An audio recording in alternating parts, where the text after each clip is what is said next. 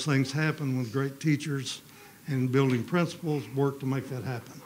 That's a model that we're committed to helping spread across all of our schools.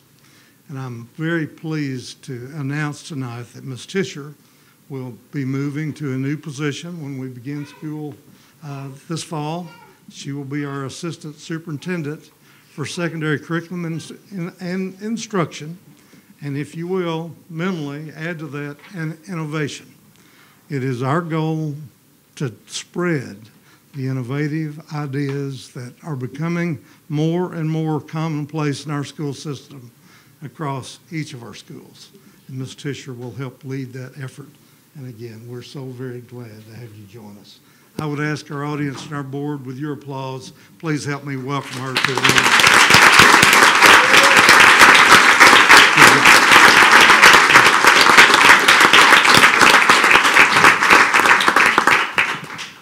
Thank you so much. This is such a humbling moment for me. I feel as if I've grown up in the Springdale School District, although I was not a student in the Springdale School District.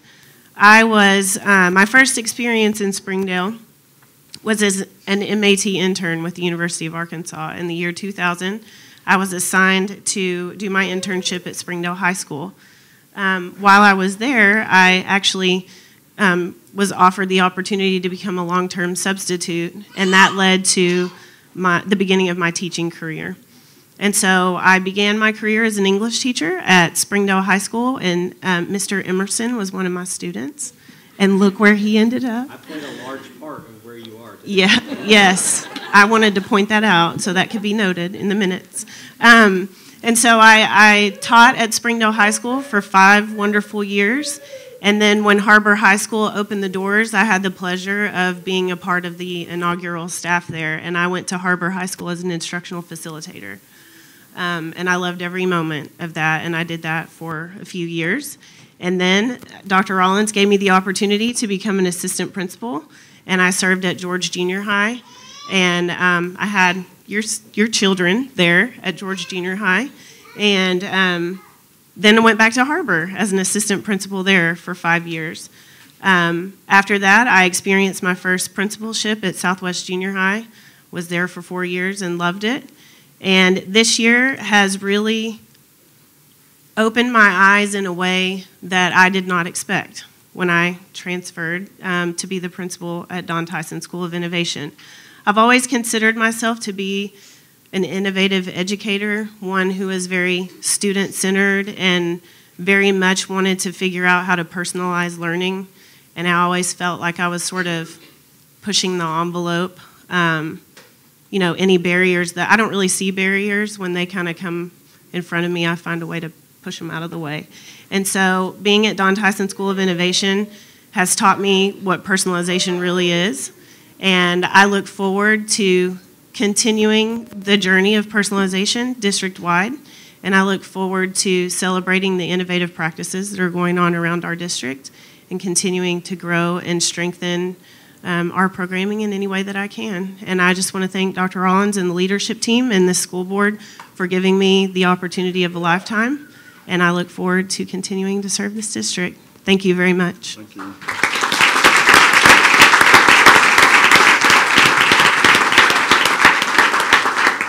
Quick, I want to thank my family who's here, because my children have had a mom for an administrator mom their whole lives, and they support me. That's my son Max and my daughter Miley. My husband is on a business trip, unfortunately. He couldn't be here. And then my brother-in-law Mike and my sister-in-law Kelsey. So thank you.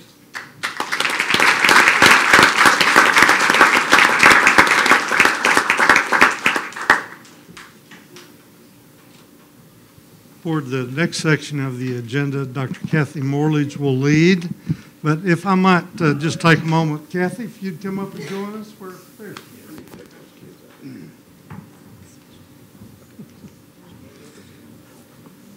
I sent you just a little note a day or two ago. Dr. Morledge is completing 45 years of service. I think we've done most of those together, don't you? A few pushes and pulls along the way, and we enjoyed every bit of it, didn't we? Really, we started together as junior high teachers and principals in the North Little Rock school system a day or two ago. And when Kathy had the opportunity to come to our school district, she had played an enormous role in leadership within the districts that she had previously served. She had been on with the Arkansas School Board Association, leading what, as you might imagine, professional development and other things like that. But when she had an opportunity to come to Springdale, she came and took a position that she hadn't trained in depth to do, but she was by far the best candidate for the position one way or the other. I'm telling you all that to tell you that she wanted to be a part of this team to the degree that she came and took a position that she had to go back to school, even with advanced degrees, and get her credentialing to lead the special ed programs in the district. And from that point, she has served in virtually every imaginable position, really, from the standpoint of trying to elevate student achievement. What's been going on the last couple of years has been an address of one of our foundation principles, and that's trying to really elevate student reading at all levels. And Kathy has done a phenomenal job of kind of ushering forward a new way of thinking, a new approach, and we're seeing that show great improvement already as we've seen advances in growth in our kids across the district over the last 2 years. That's helped Springdale lead the state in that regard. What a wonderful lady. As I told you in my note, and it's more and more common, she's had multiple positions in addition to what I just told you, which is obviously more than multiple people could do on its own, but she's also led our professional development program to really better serve 1,800 plus teachers. We thank you so much for what you've done, and I know the board wants to thank you. Any comments that you would make? Audience, please help me thank this great lady for her work.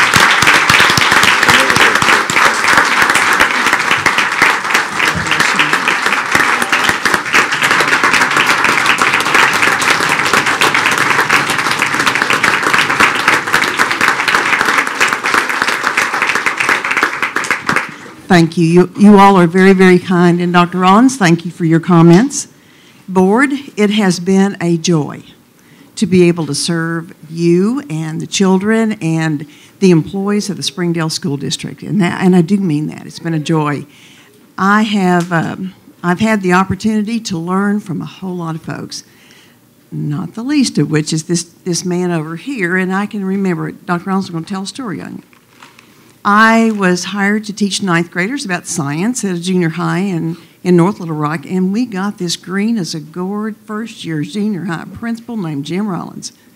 And from there, he and I, we formed a fast friendship that has lasted for all these years, and it's been, we've continued to learn from one another.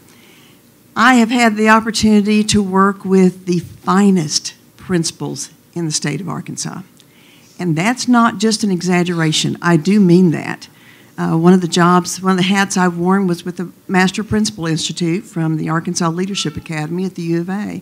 Had the opportunity to design that program and to work with principals from all over the state. The finest principals are in this district. And they continue to grow. They continue to amaze me. And then I go out into the schools and I meet the most amazing teachers out there who work harder than anyone I've ever known. They work harder than any teachers I've ever known before. It's like it just never ends. As they're leaving the building, they're talking to their friends about what's going on, and I'm sure they're on the phone all night long. And those of you who are married to teachers know exactly what I'm talking about. That's just how it goes, and they take their work very seriously. They take their kids home with them right here every night. In fact, our kindergarten teacher was telling me she's already starting to miss her kindergarten kids. And we got a whole nother 9 weeks to go. So it's been a great journey. And Dr. Rollins asked me the other day, he said, what are you going to do now?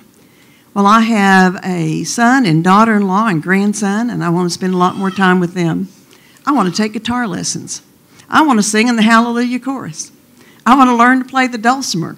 I would like to read a real book. I think those things would be great fun. And the other things that I will do, one, I will continue to stay connected to education. And I would I will volunteer in Springdale schools, and especially in the area of reading, because that has become a passion of mine. So, so again, I thank you.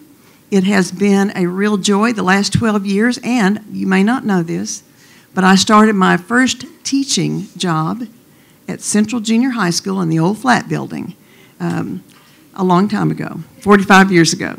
So, yeah, it was like when I came back around and I came back home, and it felt very good. So thank you. So, Dr. Morris, yes, Dr. Rollins did a fantastic job giving us a really great description, but he didn't tell us are you retiring? I am retiring. Thank you. That was a joke. But. Oh, yeah. Thank you. Well, I don't know if he has accepted this yet. But thank you. Yes, We certainly appreciate thank you. what you brought, and are going to lasting contributions to the school district. Thank you. We applaud your service and your dedication to our kids. Thank you. Our staff. Well, thank you. Thank you very much. So, thank you. Thank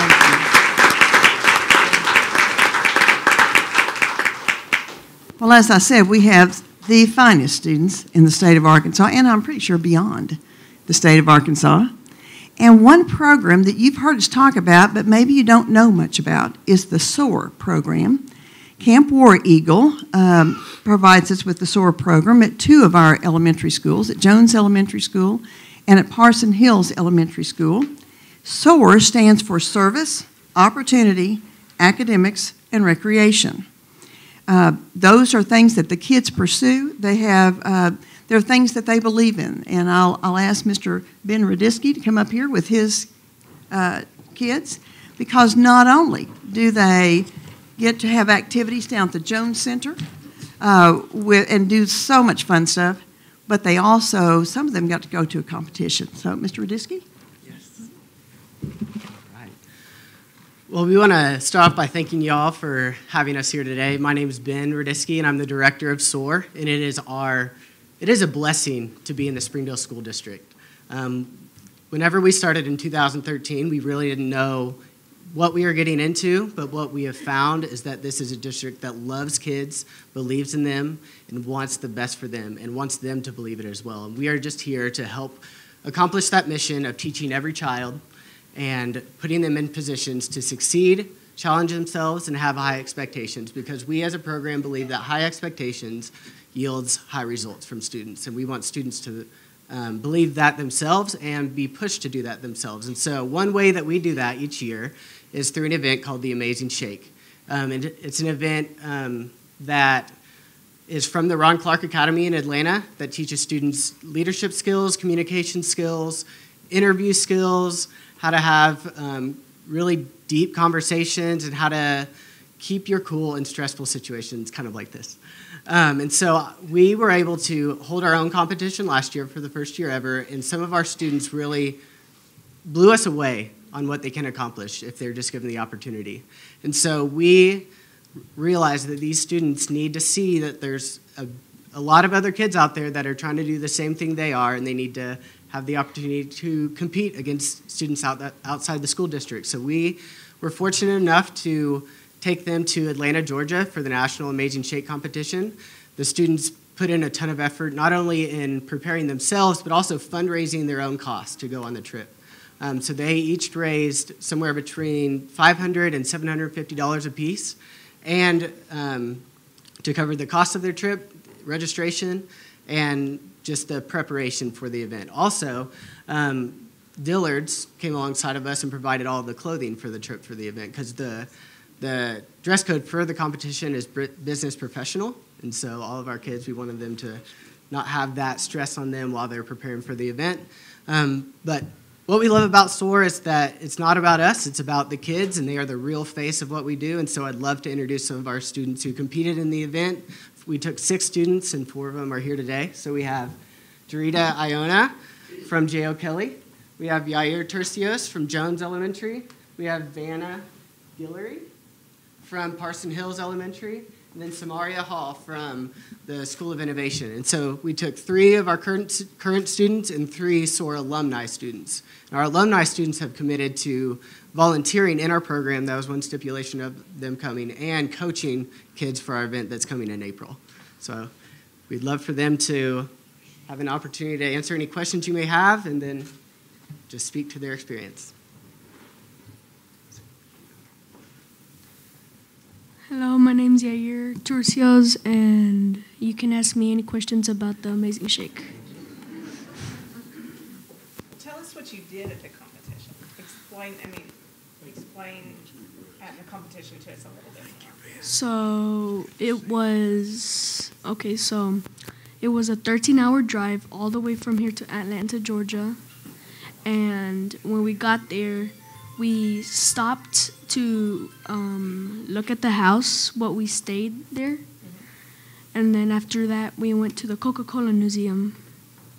And we learned about different drinks there.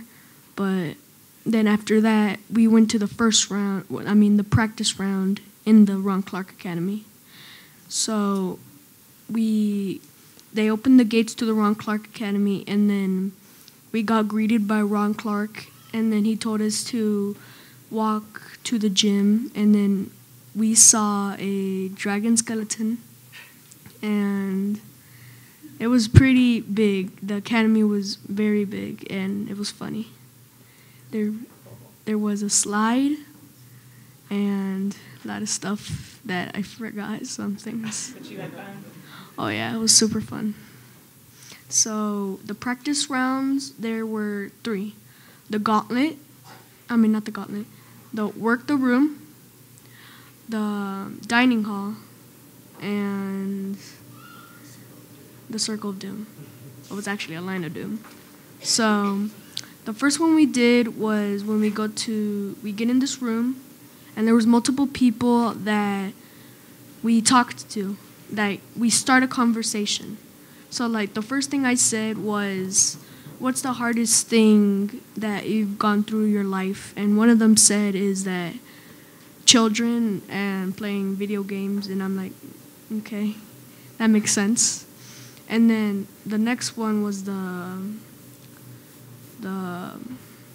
line of doom. The line of doom is when these people, they tell you different questions about what's happening to this day. Like, what's a crisis happening to this day? Or what are people disagreeing about the president? And, yep, that's all they said. And then after that, we ate lunch and then dinner.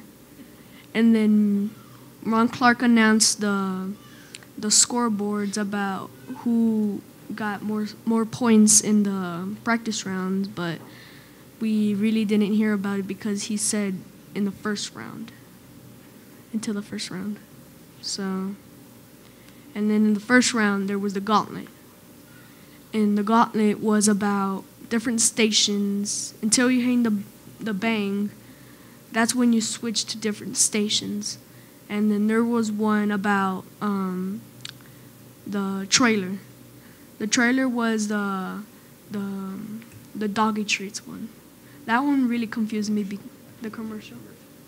The commercial, because it was about, okay, let me just tell you a little bit. Has your dog been sleeping more than usual? Has Bing lost his lust and love of life?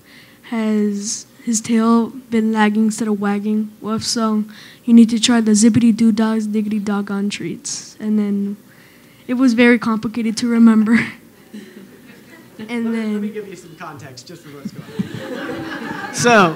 So at the competition, there was the first round's called the Gauntlet, and there's 25 to 30 different scenarios that they have to run through, and one of the scenarios was they had to memorize a commercial and be able to present it on the spot. So each of them worked on memorizing a commercial. They also had to memorize a monologue from something that was like a movie or TV show that was important to them. Then everything from like how to act on a talk show to you're the first president of the United States and you had to answer questions from a reporter or something like that. And so they were put through all these different scenarios and they all did so well. So let's give somebody else a chance to answer the question. So it was very nice of you for asking one question. Thank you. So he probably was pretty good at working the room. Yeah, he can work a room. He can own a space, that's for sure. Hi, my name is Samaria, and I'm from SOY, and just ask me any questions you have for me. What was your favorite part of the competition? My favorite part about the competition was getting to know different types of people and getting to experience life-changing things and just to see what it's like for real life to happen. So, thank you. Thank you. Hi, my name is Drita, and any question for me? What school are you from? J.O. Kelly. So what skills do you think you learned that you can use in other classes or in life? What do you think you learned that you can use somewhere else? Ooh, great question.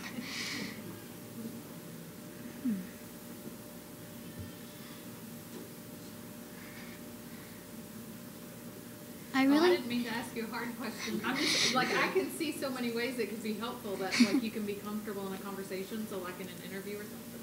So, like, maybe tell me one conversation that you had that you can see where you could use that again later. Does that make more sense? I think being confident a lot, not getting overwhelmed, because sometimes in the competition, I get really overwhelmed and thinking of myself, I can't do this, and got a little shy. Well, see, that's perfect, though, because you're here talking in front of all of us, and I asked you a hard question, and you did really well. So I think you're showing that confidence. That's very good. Thank you. Good job. Thank you for your timing. Thank you. Good job. Here, let's stand so they can see you. There you go. Hi, my name is Vina. I'm from Parson Hills. What was your favorite part? My favorite part was the gauntlet because I got to experience lots of things. Did you memorize a commercial? Yes. What commercial did you memorize? The same one that Yair said. Can you say it? Can you remember it all? Yes. You do it. Go for it. You don't have to. You don't have to. Samara, you want to do it? Sure. All right. Y'all do it together? Let's try to do it I think I together. can do it. Okay. Where'd he go? He can help. There he is. Have you noticed your dog sleeping more than usual? Has Beaming lost his luster and love of life? Do those boring old dog treats have his tail lagging instead of wagging? Well, if so, you need to try Zippity Doodos Dog Diggity Doggone Treats. They pack a punch, a savory blast, and a powerful kick that'll have your dog begging, bark, bark for more. So, what are you waiting for? Order a dozen at Zippity. I messed up, but it's okay. We don't know. Yeah, it was very, very confusing at first.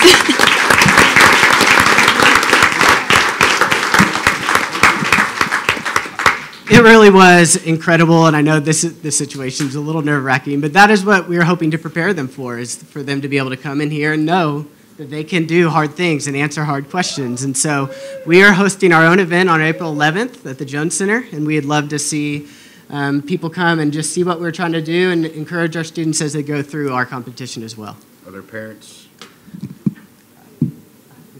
Parents here? Nope, not Okay. today. All right. So, yep. Good job, Thank you for your time. Thank you. Thank you.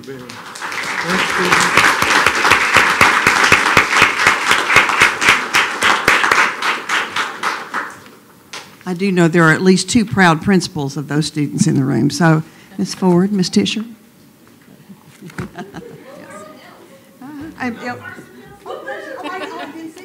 And a very proud assistant principal back there. So, yes, thank you. You can see we do try to prepare our kids for the future. We want them to be prepared for whatever comes at them. But in addition to that, we also have some very, very creative kids. And a couple of weeks ago, the PTA hosted a celebration event where we celebrated the volunteers of the year as well as the local reflections winners. And reflections, if you recall, are are in the creative realm, like dance and art and music and film. So what we're going to do tonight, because they announced the local winners then, tonight we're going to announce our kids who have won at the state level. So students, if you're here when I call your name, I want you to come and stand down here in front of the podium, okay, and face the school board. Parents, when I call your child's name, please stand up and wave at us. So your whole family, if you got I know I was sitting back here in the middle of several families. So when I call your child's name, you stand up. All right. In the area of dance choreography in the intermediate category, Brooklyn Gibson from Young Elementary. Okay. Okay. And Emmeline Johnson from George Elementary.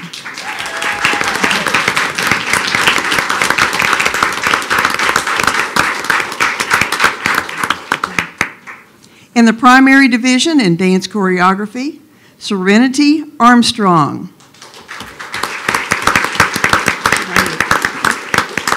All right.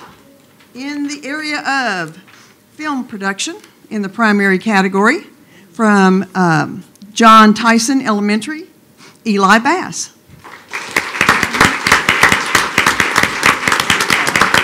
We have mom and grandma. And we have Molly Osterly from Young Elementary.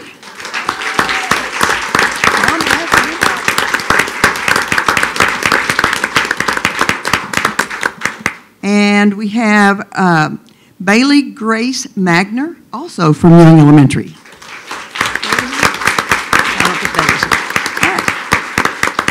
In the area of literature and intermediate, Reagan Shepard from Shaw.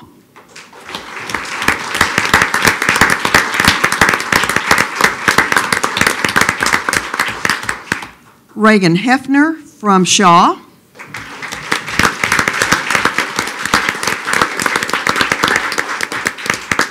Anna Langley from Shaw.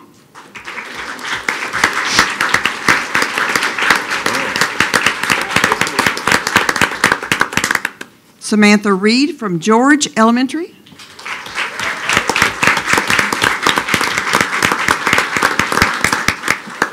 And Akeem Washington from Shaw.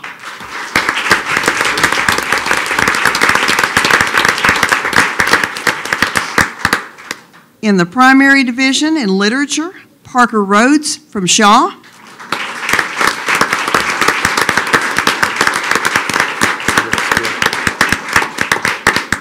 And Carson Wages from Shaw.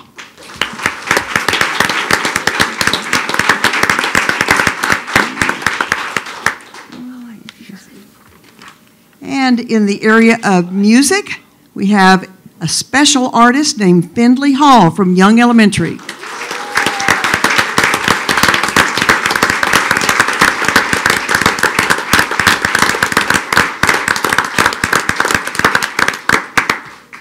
In photography, in the intermediate category, we have Austin Schultz from Young Elementary.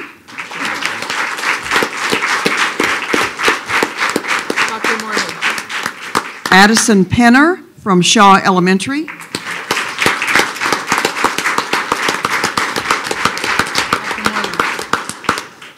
You forgot the first one on that list. I did? Highlighted. You mean, oh yeah.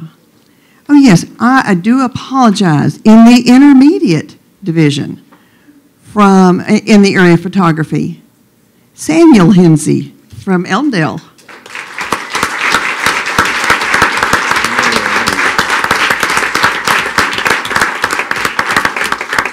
Joined by his brother in the primary division, Seth Hensey.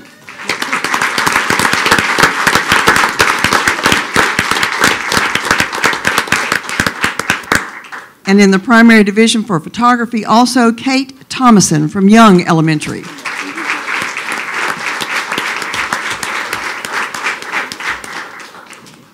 In the visual arts, we have Mackenzie Kilmer from SOI.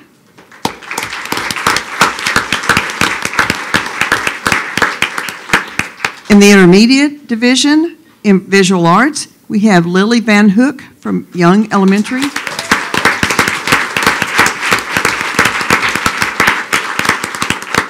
And in the primary division, we have Addison Penzo from Young Elementary.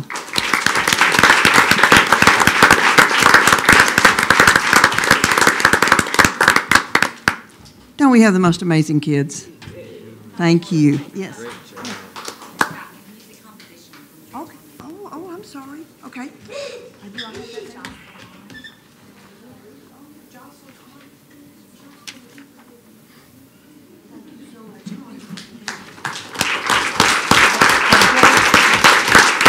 This is Jocelyn On in the area of music. All right.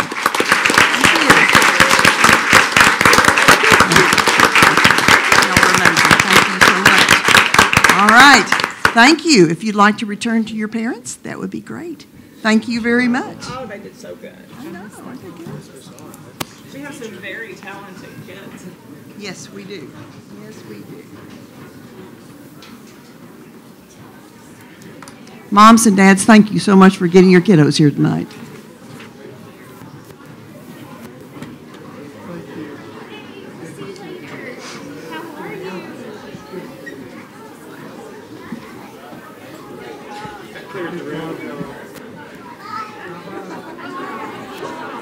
Oh, absolutely. I've heard you good.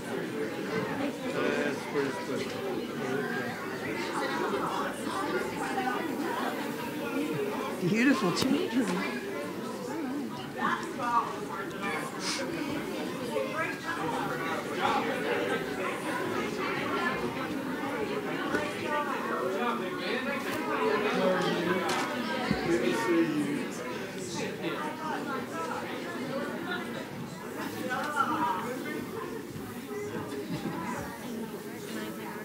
Yes, absolutely. Thank you, sir.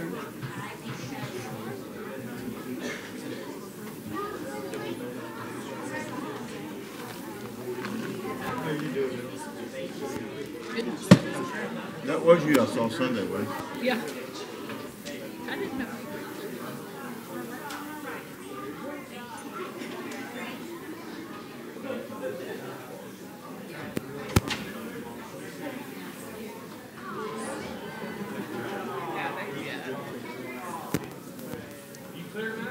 I did.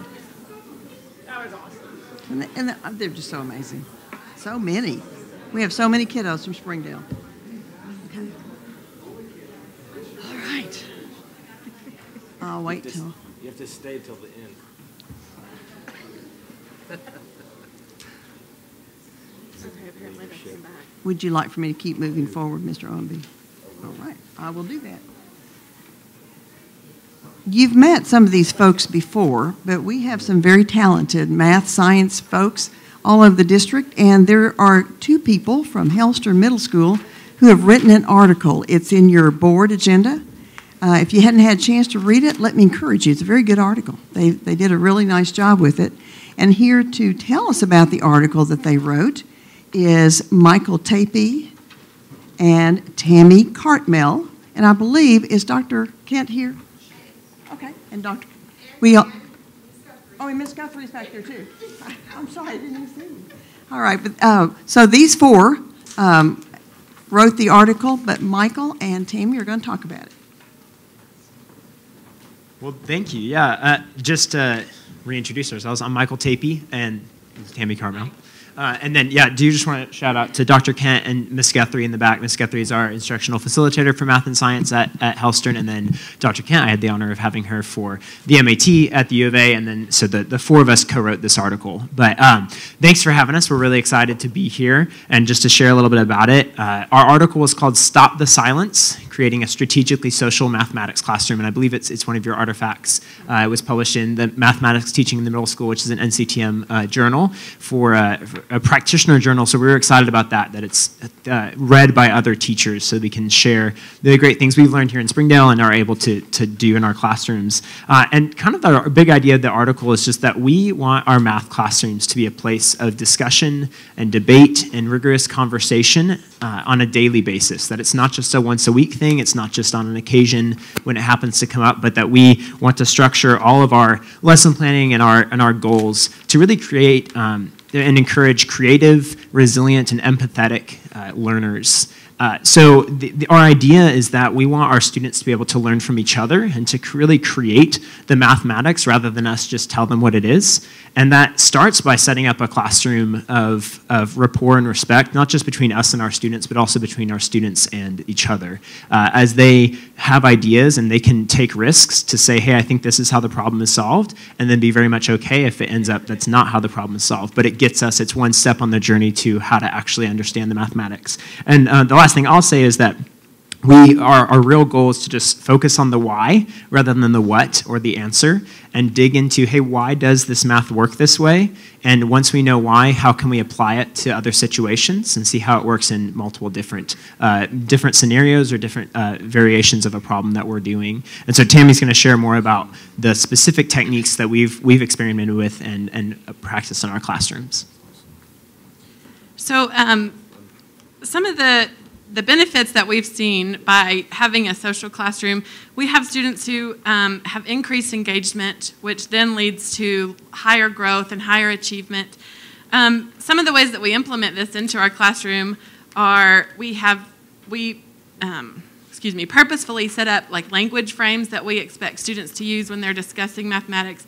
And we're very strategic in how we plan that, and our questioning that we try to make sure we ask open-ended questions up front so that it's not just, hey, everybody start talking. You know, we make sure that they're talking on task about the mathematics, and like Michael said, that they're discovering the different techniques or strategies for solving math. We have found that this benefits not only all of our regular ed students, but also it benefits our SPED students, our high achieving students, and especially our English language learners, in which we are blessed to have a lot of diversity in English language learners in Springdale. So we feel like it really benefits our students, and we're grateful to do it. And last thing I'll say is we're very excited. Unfortunately, Ms. Cartmel can't join us, but myself, Dr. Kent, and Ms. Guthrie will be presenting at the CGI National Conference in Minneapolis this summer. So we're excited to share, once again, just about what we're doing here and hopefully impact other teachers in the process. So a couple of things in my opinion. Talking about math's, probably not very fun, right? We would beg to differ. Right, but what I think is a really good benefit, just probably my opinion, is that you're creating dialogue in a society that doesn't dialogue. So, yes. And you're capturing at that middle school age to carry on a conversation. So I applaud Thank you. Boldness to do that, because that's what we need in the future, is that conversation.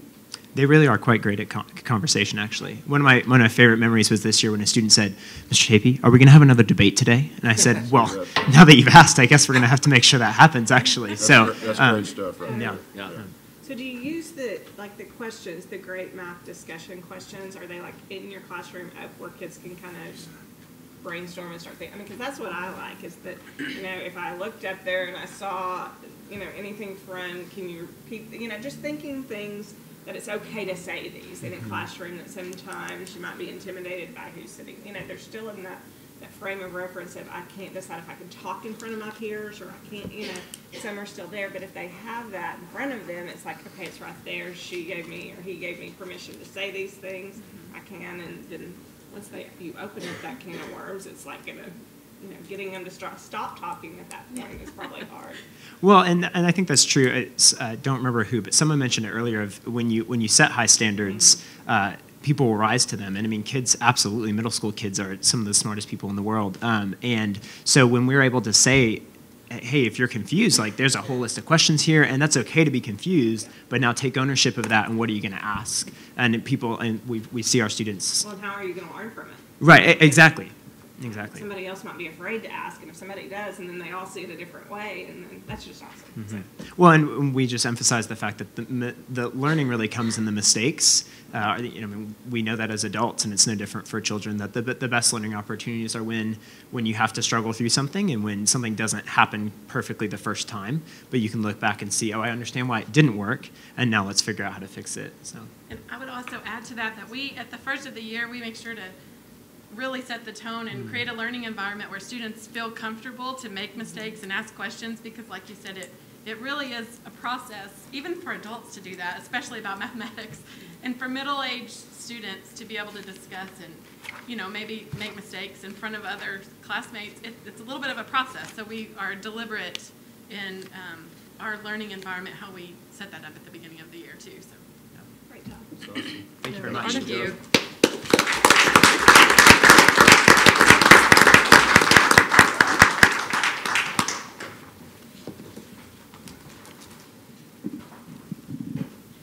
Springdale is unique in that we have 4 middle schools who all are diamond schools to watch, the Arkansas Association of Middle Level Education. So Dr. Dodson, would you please come?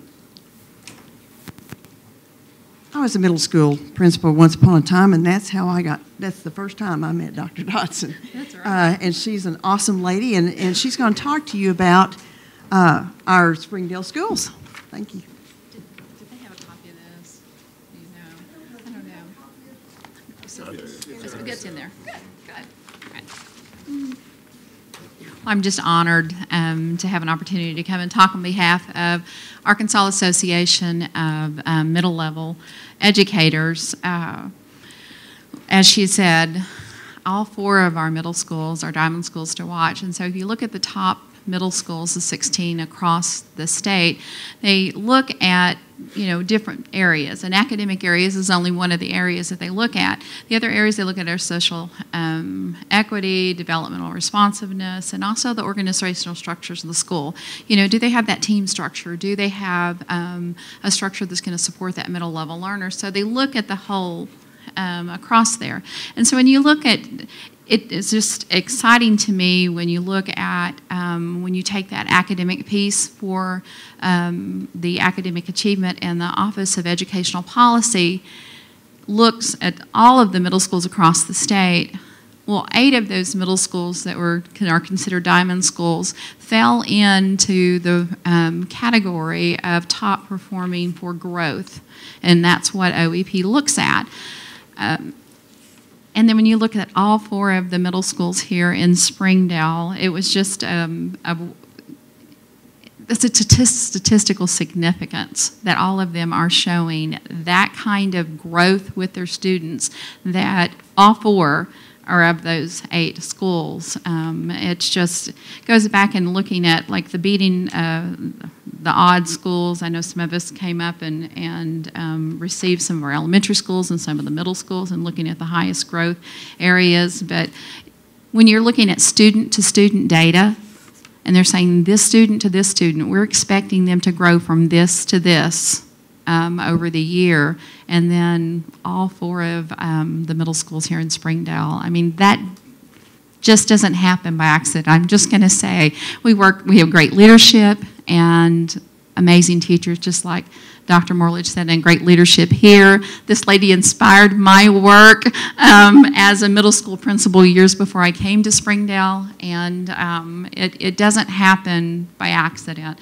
And so I'm glad that the state level, they're looking at this and they see the remarkable efforts that are occurring, just not in the academic performance, but even in these other areas. So congratulations to Sonora, Hellstern, and to J.L. Kelly, because some of them, Hellstern or Helen Tyson actually was in the top 20 performing, was also in the beating odds for math and literacy. J.L. Kelly had beating the odds in math and literacy, and Hellstern was in the top performing. So it's huge. It's huge. Thank you. Thank you.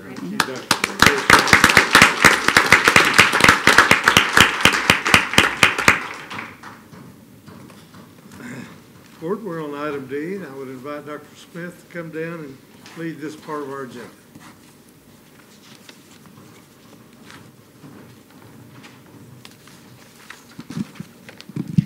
Good evening, Dr. Rollins, members of the board. So I just have to say this before I get started, and that I am so excited about Ms. Tischer coming on board. She is going to be a great asset. I know her innovative practices are really going to expand. I know Dr. Rollins looked hard at who the perfect candidate was, and I'm going to use the word unique, in that she really has all the unique qualities that will bring the district forward.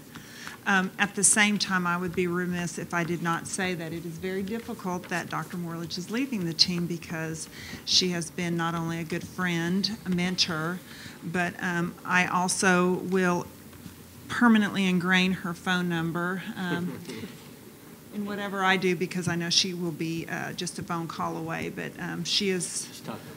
Oh, I'm sorry. Sorry, just speaking your praises. But she has truly been a friend and a mentor in the last 4 or 5 years that I've had this, and somebody that I've respected for a long period of time as I've come through the system. So I just wanted to say that before I move on. So anyway. The next item that we're going to talk about is our 2019 Springdale National Merit Finalists. And I know I kind of do this every year, but I think the process is so daunting that I like to reiterate exactly what these individuals do. So I'm going to give you a little picture. In 9th grade, students are chosen to take the Duke Tip. The Duke Tip is saying at 7th grade you're going to take the ACT. Students then go into a regular school setting and take the ACT and get their scores just like everybody else. Then in 8th grade, we try to honor this work by putting them in honors courses of some form.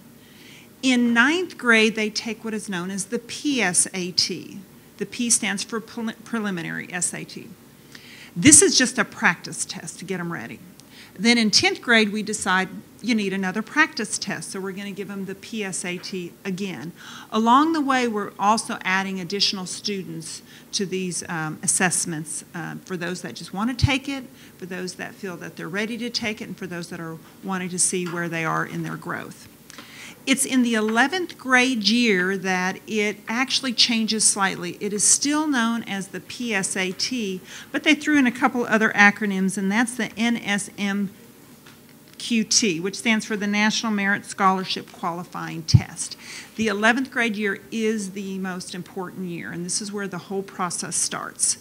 In their 11th grade year, in October, they take the assessment. In December of that same year, they give them their score, but they don't tell them what the score means. It's almost a year later before that score actually means something.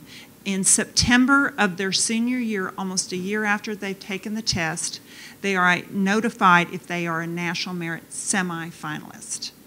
We had 4 this year.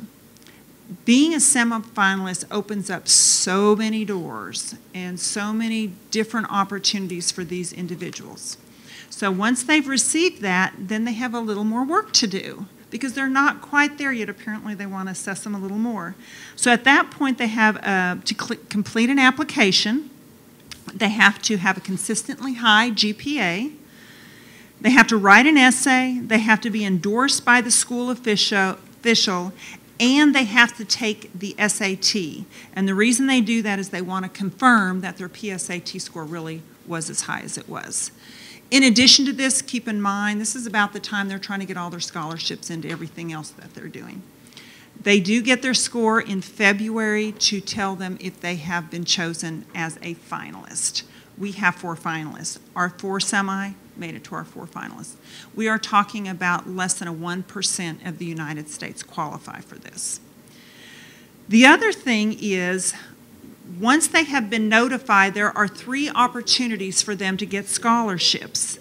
In April, they'll be notified if they received a corporate sponsor. In May, they'll be notified if they're a National Merit Scholarship. And in May, they'll find out if they're a college sponsor merit scholarship. So there are 3 different ones.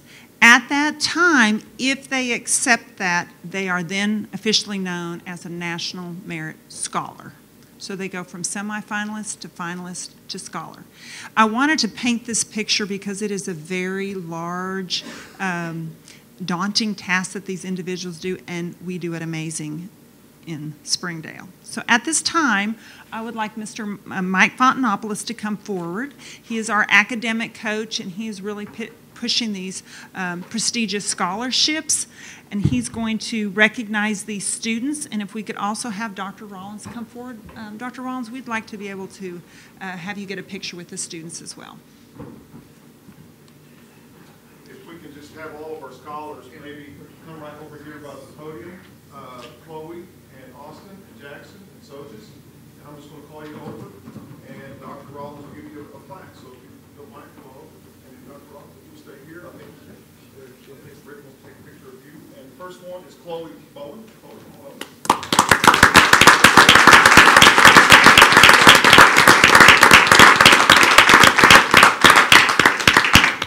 Jackson Black.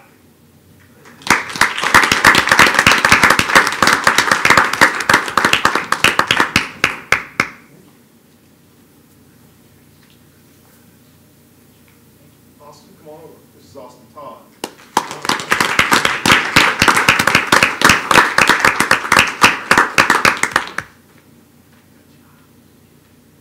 And last but not least, Sojas Waker.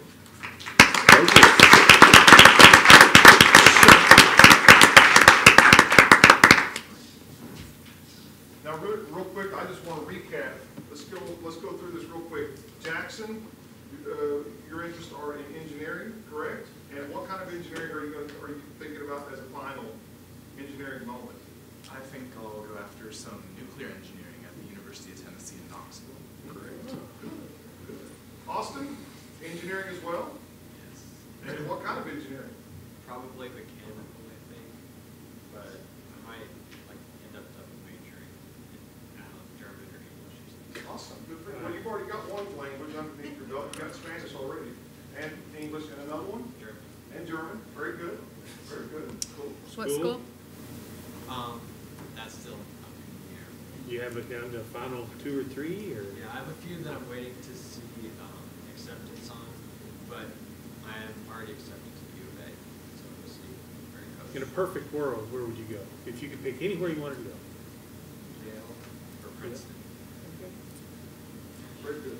And Chloe, I know what attracted you to come to Springdale. What was that academy that you liked so much? Oh, the Engineering and Architecture Academy. And I went in thinking I wanted to do civil, but I've taken so many kinds of engineering classes. I really haven't made up my mind, so maybe mechanical, maybe civil, I don't know. Have you got a college in mind? Not yet. I'm probably going to hear back from 7 schools by the end of the month. And looking at the U of A, really like the U of A. I like Alabama, and that's just Well, so just you get a lot of time with us in front of the school board. And I know that you are going to go into what world of science are you going to try and accomplish? Cognitive neuroscience. Cognitive neuroscience, okay. I'll figure out what that means later. But that's what I majored in. Exactly.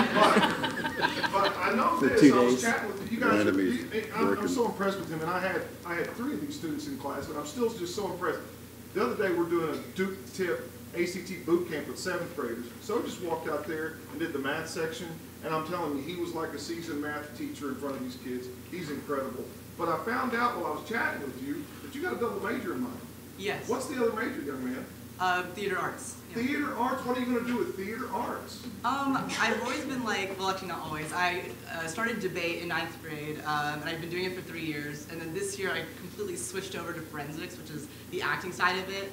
And against the advice of my coach, I switched over, got really into it, and now it's one of my biggest passions. And so I thought it'd be fun to have something different to do in college, kind of a brain break from all the science. So when you do acting, do you have an actor that you channel? Not necessarily, no. I mean, I guess every person has their own acting technique that they kind of go to. A lot of it, for senior year, was kind of just self-taught because we don't have specific like acting coaches and stuff like that, like in big schools like Minnesota do. But a lot of it is self-taught, so I'm really excited to go to college and actually get like a professional acting technique coaching done. But yeah, I'm glad I had the introduction, and I'm excited to continue it. Brown University? Yes. Cool. Yes. All right. So where's the parents? Yeah. Where's the mamas and daddies? Stand up, mamas and daddies. Here's the Todds.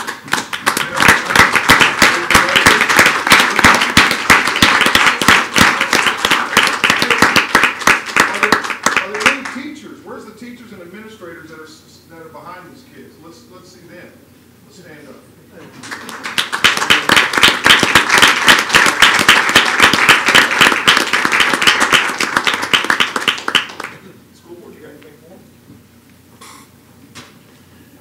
I'm just going to sound unintelligent if I speak to I don't know them. how soldiers can have time to, how you gonna do two majors? I mean, that one is, I'm gonna have, you'll have to go look it up, I don't know what it is, and then you're gonna throw in theater arts, what the heck? I mean, you don't have enough time in the day to do all that, do you? Well, that's why I chose Brown, because it's like the only university in the United States that where there are no prereqs, you just go straight into your major and whatever you want to do. So it's a lot of freedom academically. Yeah. Cool.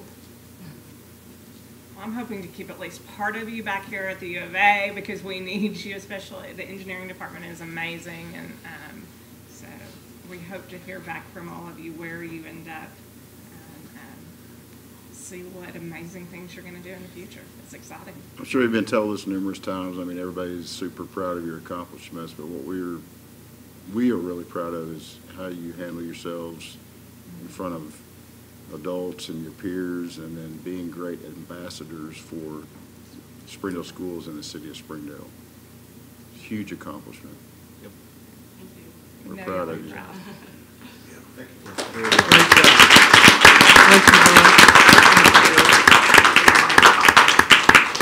Rick thinks the lady will better. Good job. Yay, so cool. Thank you, parents. One thing that I also wanted to say is that I know we recognize these students as seniors, but there's a lot of schools that have a direct impact on the success of these students. And so I did want to point out Hunt, Hellstern Central, HAR-BER, Springdale High School, Southwest, I hope I didn't forget any there, Walker. They are laying the foundation for these students. So that is in your handout. The next one was we were going to have just go next, but I think I might have to wait until he comes back in. So I'm just going to go to the next item. Just have Mike's seat. Yeah, we'll come back. So the next individual that I'd like to recognize, and if Ms. Downing could please come forward. I have worked with Ms. Downing for 7 years. I've worked with her at Springdale High School as an administrator, a colleague, a friend, somebody that I know could support the work of the kids, the work of the building. But Mr. Jason Jones, the principal of high school, did nominate her, and she did get the regional winner for the High School Counselor of the Year, and she's now up for the Counselor of the Year. But in the process of doing this, she also found out, and I want to make sure I say this right, she was also named the Career School Counselor of the Year by the Arkansas Association of Marketing Educators, teachers based on her CTE program. So she's actually got 2 awards. But in the artifacts, you'll see, I wanted to point something out. I've worked with her a long time, and she has a very deep understanding of what the expectations are of our district, and also how do we move students forward. But in one of the things that she commented on, it says, what does she like best about her job? And a student can make all the difference in an educator's life, but an educator can make all the difference in a student's life. And she wrote, I like seeing students' success, she responds. I like seeing students achieve what they are capable of. Last year, I had a privilege of taking a student to Stanford. He was 18 and basically on his own. He is a freshman at Stanford this year and is doing amazingly well. He has overcome unbelievable odds. When kids overcome odds like he did, it inspires me and I feel blessed. So at this time, I'm going to turn it over to Ms. Downing. Thank you, Dr. Smith. Well, I didn't expect to speak tonight, but thank you for having me. I want to say that I have an amazing team at Springdale High School and in Springdale. When I came in, I took over for Connie Williams, who was iconic and huge. And Ms. McFettridge told me that big shoes are not filled in one day. And that has stuck with me every day. And we have been building a strong program, I feel, every year, working toward more opportunities for our students. So I've had the privilege of working with some of you much more closely than others, and but I appreciate this. And again, I have an amazing team with wonderful students. They are truly my gifts. My Stanford kid is definitely was a gift to me. I wasn't a gift to him. He was a gift to me. And so I am incredibly blessed to be in this profession. So thank you all for the opportunity. I appreciate it. Thank you.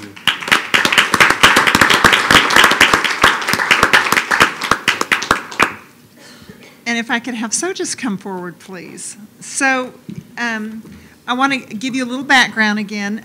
I'm only going to be able to name one or two things, but I think a whole bunch of other things have recently happened in his life, so I'm going to let him share those. But just kind of a reminder, there was 95,000 entries into the Coca-Cola Scholarship Foundation. 19 of these went into semifinalist status, or we also recognize them as regional finalists. After these individuals went forward, they were then conducted a 20-minute interview with the Regional Interview Committee, and of that, 150 were chosen. So Just Wagle was chosen as one of these Coca-Cola scholars, and he is going to be receiving a $20,000 college scholarship. So we are so proud of him. So I'm going to let you talk and give you a little foundation about whatever you're doing.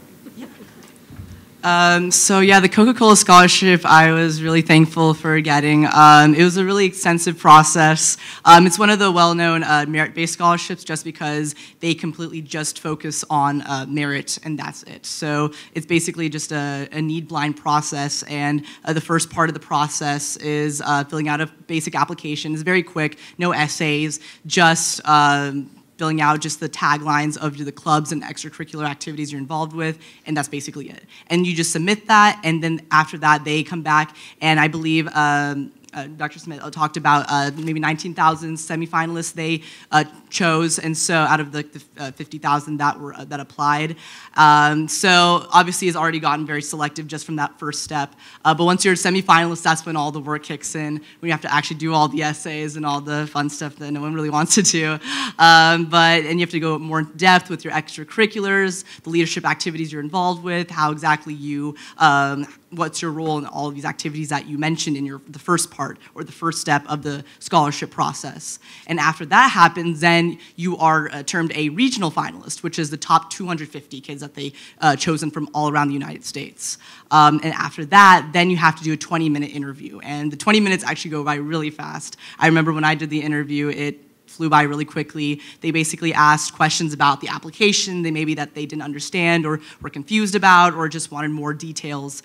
And just really weird questions too. They would always just throw in there just to see how you can think on your feet. Because I know the question that I was asked was, oh, if there's like a museum named after you in the future and there's an exhibit about you, what artifacts would be there to show and showcase your life? And just like crazy questions like that, and you're just like, oof, let's see if I can think of an answer.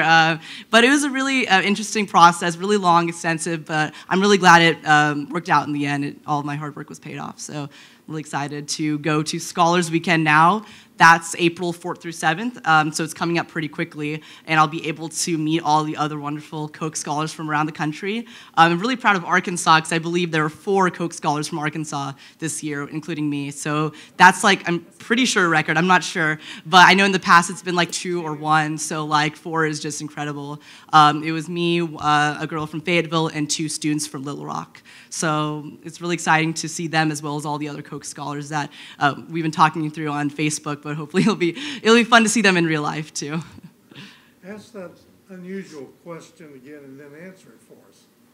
Yeah, so My answer was a little weird at first. My first response to this was I kind of compared myself to Ken Jeong, who's one of the actors in Crazy Rich Asians, because I basically talked about how he was Asian, I'm Asian. He originally was a doctor, but then became an actor, and I was like, oh, those are the two interests that I'm interested in as well, acting and medicine. And so I talked about how I would be in this museum or exhibit, this front runner for the Asian American community, as well as I was a front runner for theater in general, and how maybe there's a playbill of a play that I acted in that was one of the artifacts, or all the activism that I did for mental health, maybe a poster I held up at a rally, and all these different things I talked about. It was kind of all over the place, but I'm glad that they kind of found some structure to it and were able to see some answers that they were looking for.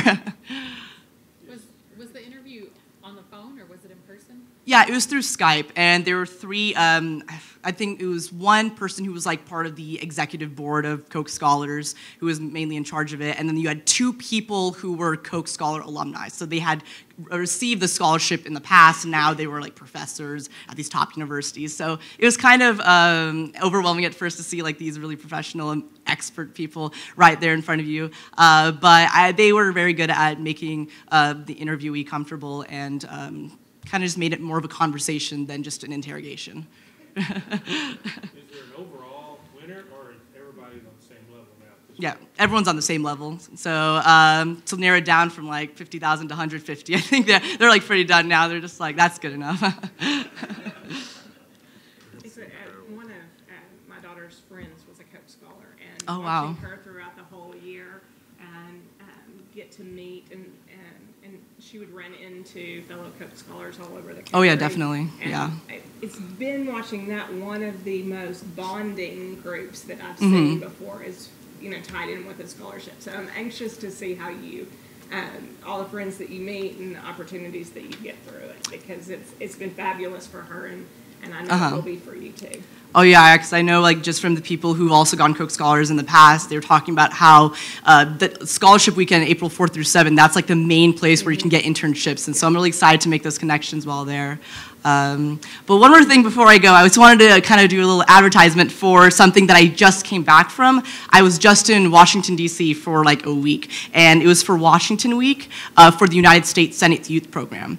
And so it was just an amazing experience, so I just wanted to do, I guess, an overview of some of the things that I was able to see, some of the people I met, because it was just an amazing experience, and it would be great to have another Springdale delegate in the future also represent Arkansas.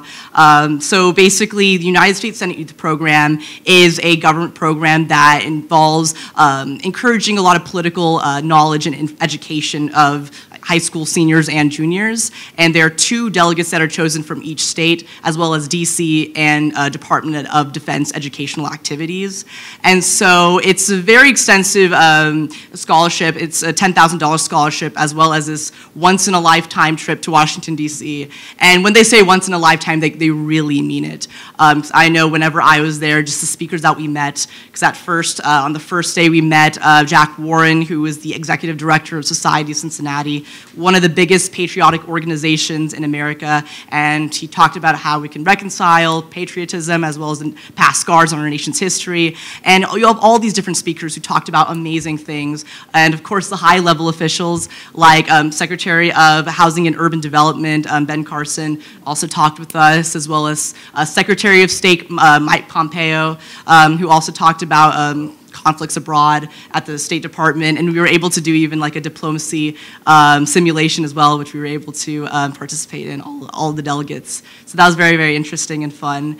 And of course, when we went to the White House, we were able to meet President Trump and Kellyanne Conway, and all these just amazing speakers. Martha Raddatz from ABC News, who was able to talk about her experience of dealing with journalism abroad and covering all these different conflicts, and how she had the bravery to do all of that.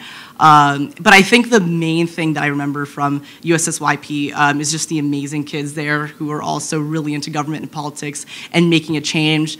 They're involved in all types of activism, from feminism, LGBT, environmental, gun control, all different types. It was incredible to see like all people from different parts of the political spectrum, Democrats, Republicans, all coming together as bipartisan people. And I thought not only did we see that with the speakers, but also with the delegates ourselves. So that was really fun to have that dialogue with them program that's often not really had in our society. But yeah, if you have any questions for me about Coke Scholars or USS5P, just let me know. Are you ever home now? Honestly, I'm trying to be, because I know I'm setting aside some months in the summer to just be at home before I go off to Brown, because I want to cherish those last moments with my family and here in Springdale. But of course, I'll always come back and visit during the break and hopefully give back to my community, not only in Providence, but also in Springdale. Great job. Thank you.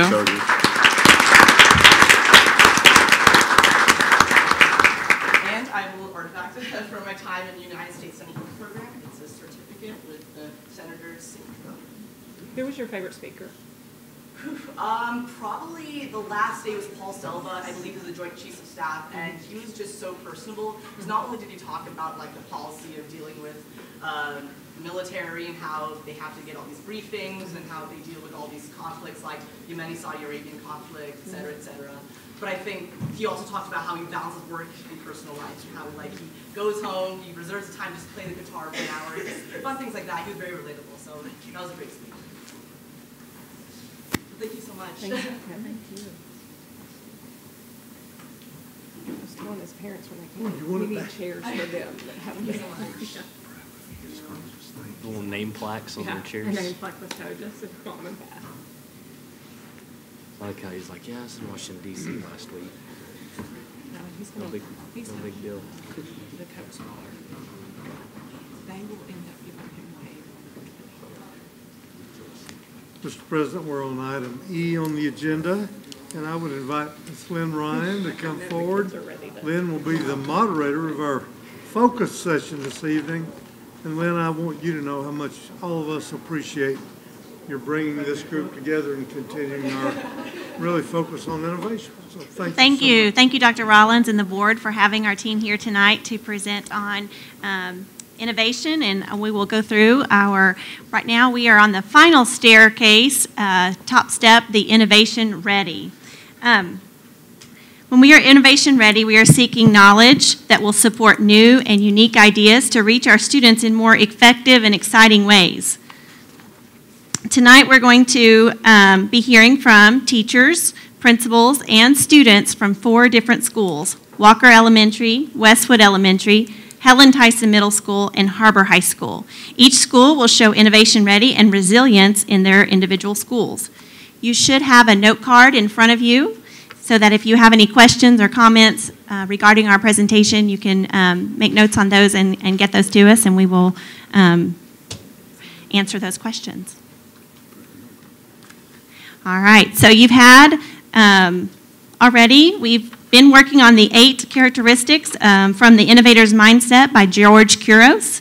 These 8 traits are required for innovation to excel. You've already had sessions on the first 6 traits, and George Couros stated that if we truly want to have innovative students, we need to embody the Innovators Mindset at all levels.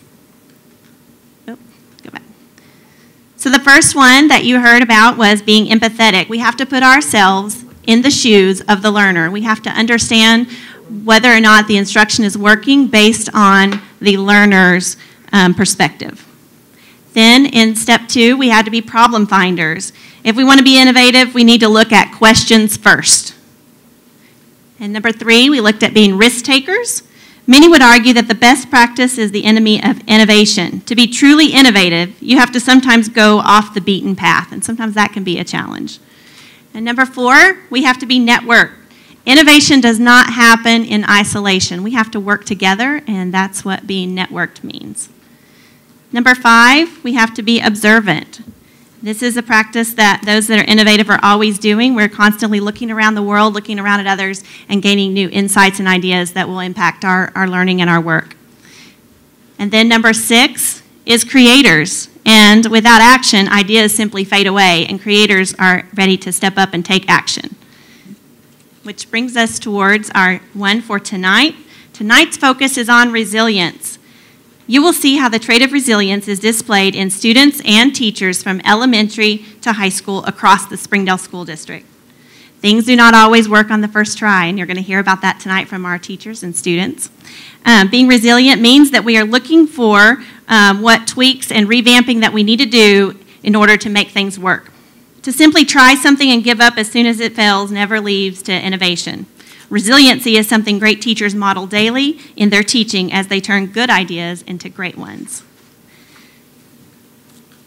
So first up, at Walker Elementary, we are in our first year of having our EAST program, and we were so excited to have the board with us when we started school in the fall, and you all were there as we were getting our EAST classroom set up. So you're about to hear from two students at Walker Elementary, Kedrick Green and also Hannah Winters, on the EAST project that they have been working on. So I'd like to introduce you to Kedrick Green. Hello, my name is Kedrick Green. At Walker Elementary, we are in the first year of having the EAST Lab. Resilience can be found in each of our projects that EAST students have been working on. Ms. Huggins, our EAST teacher, could not be here tonight since she is with students at EAST Conference. All right, but we do have Ms. Huggins in a video that you're about to see. We're going to take you inside the EAST classroom, and you will get to see this EAST project that these students have been working on. This is a project that is one of the projects that we are showcasing at our EAST conference, and Ms. Huggins, our EAST facilitator, and also our GT teacher, Ms. Cavett, are now in Hot Springs at the EAST conference with this project as one of the projects that they are showcasing.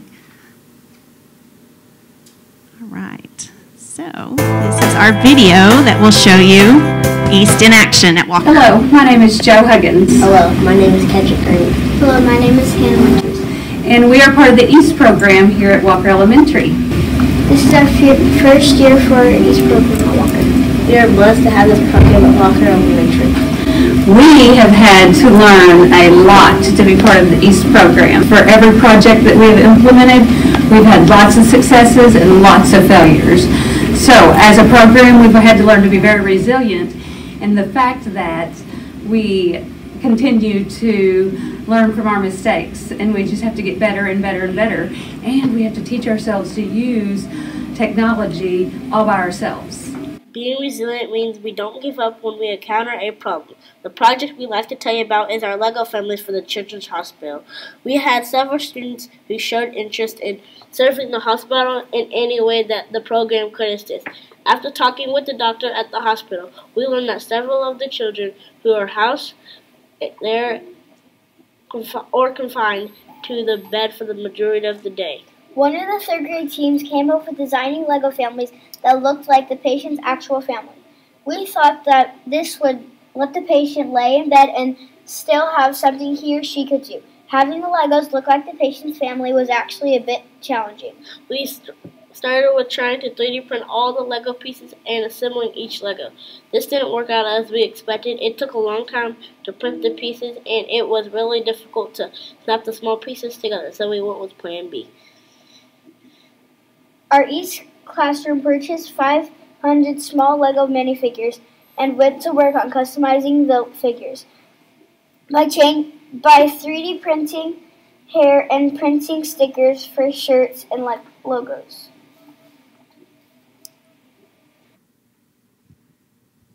All right, so their project was a way to engage those children that are at Arkansas Children's Hospital while they're there in seeking care, to have something that would connect them to their family that they could play with. So that what they worked on designing was a Lego that matched not only the patient but their family members that they would have with them while they're at Arkansas Children's Hospital. So this is Hannah. We are still working on how to change skin tones from yellow to match the real skin. This is still something we are trying to figure out. We created a Lego minifigure for each of you, and we have another Walker student, Kedrick's twin brother, Caden, here to help us pass them out. They thought that maybe each of you would like a Lego figure that matches your profile picture that they had on the calendar. So they're going to hand each of you your own Lego figure to look like you. Thank you, sir. Thank you. It has poopy.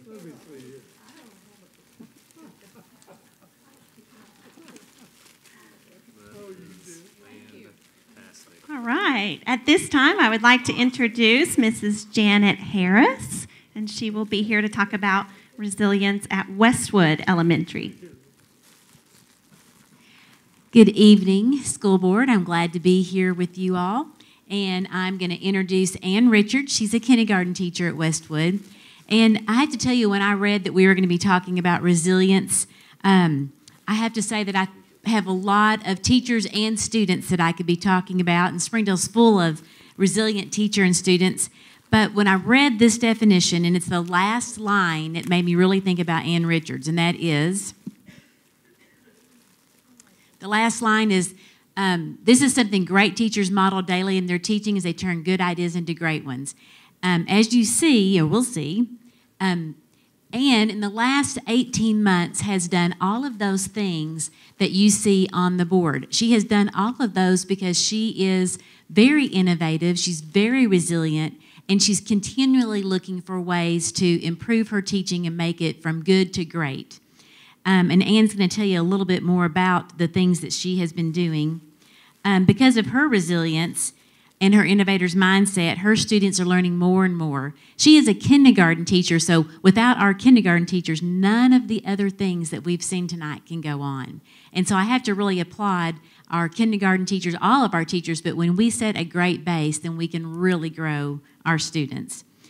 She's going to tell you a little bit about some of the things that she has learned and how the things that she's learning have changed her teaching. So I'm going to let Ann tell you about that. Hello. When Springdale implemented reading units of study, I found within it an engaging and rigorous approach that sparked a joy of reading within my classroom and turned my students into avid readers. In February of 2018, I felt comfortable teaching the unit's mini lessons, but wanted to learn specifics within the curriculum and deepen my understanding of the structure of Teacher College's reading conferences and small groups. With my family being from New York and my mom an alumna of Columbia University, I began to look into professional development opportunities. I discovered Teachers College's Reading and Writing Summer Institutes and wrote and submitted an application to both. I knew little about the writing curriculum, but because we know that reading and writing intertwine so closely, and due to the growth I was seeing within reading, I jumped at the opportunity to extend my knowledge in this area and positively impact my students' writing capabilities. I chose to stay with family after my mom told me the commute wouldn't be too bad. Each morning I drove 30 minutes to the train station, rode the train to Harlem for an hour, and took a 30-minute bus ride to Columbia University's campus. It was the commute of all commutes, but well worth it. During Lucy Calkins' keynote speech, she said, "If you give them a just right book, the book they can't put down, they are changed forever." My 2 weeks at Columbia changed me. I came back to my classroom determined to find that just right book for each and every student, the book that sparks a lifelong love of reading. I deepened my knowledge on balanced literacy and learned the importance of independence, time, choice, and authentic instruction. I changed the way I did read-alouds, shared reading, and interactive writings in my classroom. Due to my experience at Columbia, this year I have 37% of students above grade level, 21% of students on grade level, and 21% of students approaching grade level. What I learned at Columbia was irreplaceable and has forever impacted the teacher I am. While attending the Reading and Writing Institutes, I submitted an application to receive a grant from the Department of Education that would fund my journey towards becoming a nationally board-certified teacher. This experience has been unlike any other and has made me even more cognizant of the necessity to be a resilient teacher. It has led me to deeply analyze the daily instruction and student learning within my classroom. It encouraged me to have a continuously reflective approach to teaching and ask myself, if something flopped, why did it flop? If something went well, what can I do to make it even better? I feel more in tune with where my students are along the learning progression than ever before. I have been able to relate to them and model what it looks like to be a lifelong learner. Over the past 2 years, my professional learning experiences have taught me the importance of resilience, and I hope that my students see that taking chances and stepping outside of your comfort zone can lead to unforgettable learning experiences. Thank you. I think you can see that she is a very resilient teacher. You know, I have to tell you, the very first day that I met Ann, because, you know, I think when she came in, I think someone asked her if she was a student.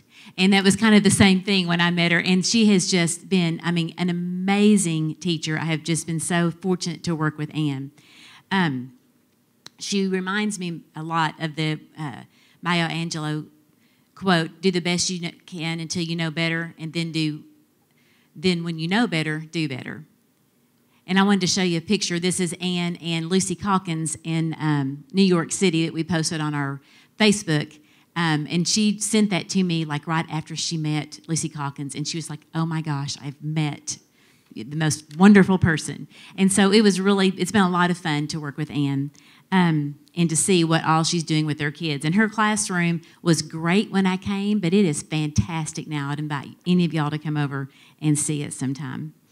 I want to introduce now Stephanie Anderson from Helen Tyson Middle School and how they are being resilient at Helen Tyson Middle School.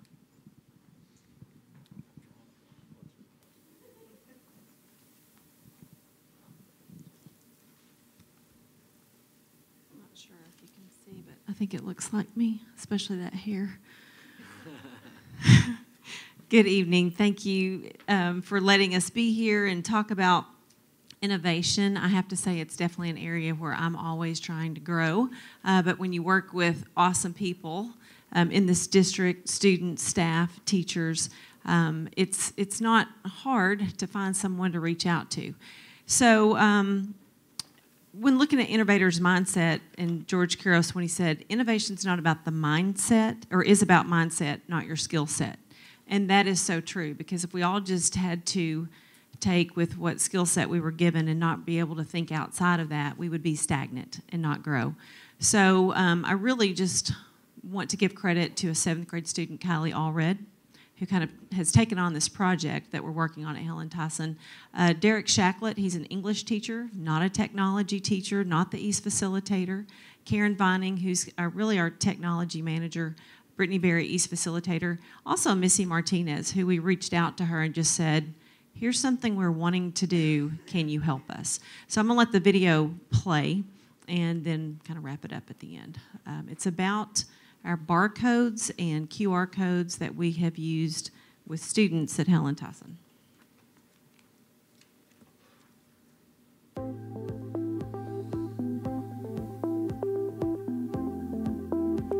We were looking for a project at Helen Tyson to be innovative and create a way that we could use barcodes and IDs so students could check in and check out of their classrooms, as well as check out library books and go through the cafeteria lines. We are in for a treat, and very innovative students and teachers that made that. The lunchroom is amazing how much faster they get through the line now. So the hard work and the perseverance that Kylie showed in continuing to work on this project, even though she was having issues from time to time, and I had issues from time to time, it really has helped speed things up at school. We can quickly identify a student now that's in the hall, and it's just been pretty cool, you know, to go to, for me personally, to go to a student and say, "Can you help me with this?" That's pretty neat. And then over the summer, I had extra time, so I got on my computer and I started checking out Canva. I had barely used Canva before, so I watched tutorials on it, and I found a format, but it wouldn't get the barcodes on it. So Kylie, earlier this year, we were charged with coming up with a personal QR code for every student so that we could scan them and we could keep track of where people were through the day. Do you remember coming to my room and learning how to do that? Yes. Was it We scary? had to take the raw link to the form, Mm-hmm. and we put it on a spreadsheet. Mm-hmm. Then we took the child's name Mm-hmm. and put that in a column next to it. Mm-hmm. Then we had to use this thing concatenating, Uh-huh. and we combined the raw link and the student's name so it would autofill the form. Right. So basically, we were using a QR code on any kind of device, which is just a link to a form. Yes. Right. And the hard thing is figuring out how to make that form personalized for every student. Overall, this was a really big project, but through all the roadblocks, I went over them or through them, or however I can get away and I had to be very resilient. It was not easy.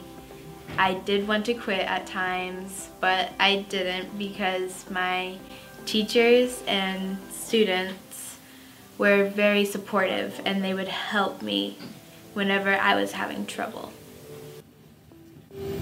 This whole project has been such a benefit to not only our school, but like Kylie as a student. She was really interested in school safety and also like web design and coding and planning.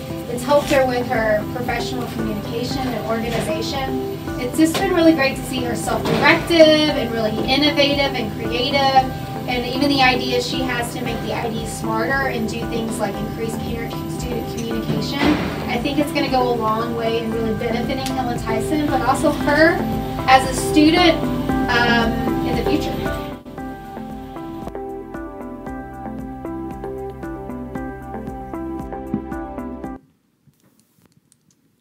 So at the end, it says only at Helen Tyson. So when we were kind of doing our run through the other day, actually, we were looking for something that was a way to, really for safety. How do you know who's where, when, and how do we locate everybody? And what's a quick way, instead of stopping class, I need to go to the nurse, I need to go to the restroom, I need to go to my locker. Just a process to do all of that. As well, if we're wearing this in the hall, oh, who are you? Yes, you go to school here. Then can I check out a library book? Can I get my lunch? We're not having to type anything in. The lines are a lot shorter, and to a 6th and 7th grader, that's a big deal to have a short lunch line. So very innovative, very safety-minded. Mr. Shacklet came to me yesterday and said, you're not going to believe this. I think I found another way to add this to it that will go to the email that will... So it is going to be never-ending, and I'm happy to share with anybody in Springdale, and just really proud of my staff and students that we haven't purchased anything. They have just been innovative and have created that. So recently we also were invited over our students to go to HAR-BER High School. So I think just the partnership we have, and I cannot wait for you guys to be at Helen Tyson. I'm super excited. But from elementary to middle level to junior high and then on to HAR-BER High School. And we attended a STEM day there, and so want to give kudos and thanks to Mr. Greep and Dr. Greep and invite you to come up and talk about the great things at HAR-BER High.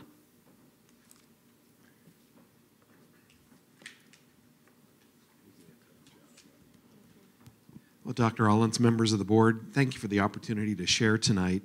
When I reflect on our comprehensive high schools, whether it be HAR-BER High, the great things that are done at Springdale High or the Don Tyson School of Innovation, I think about plugging students in.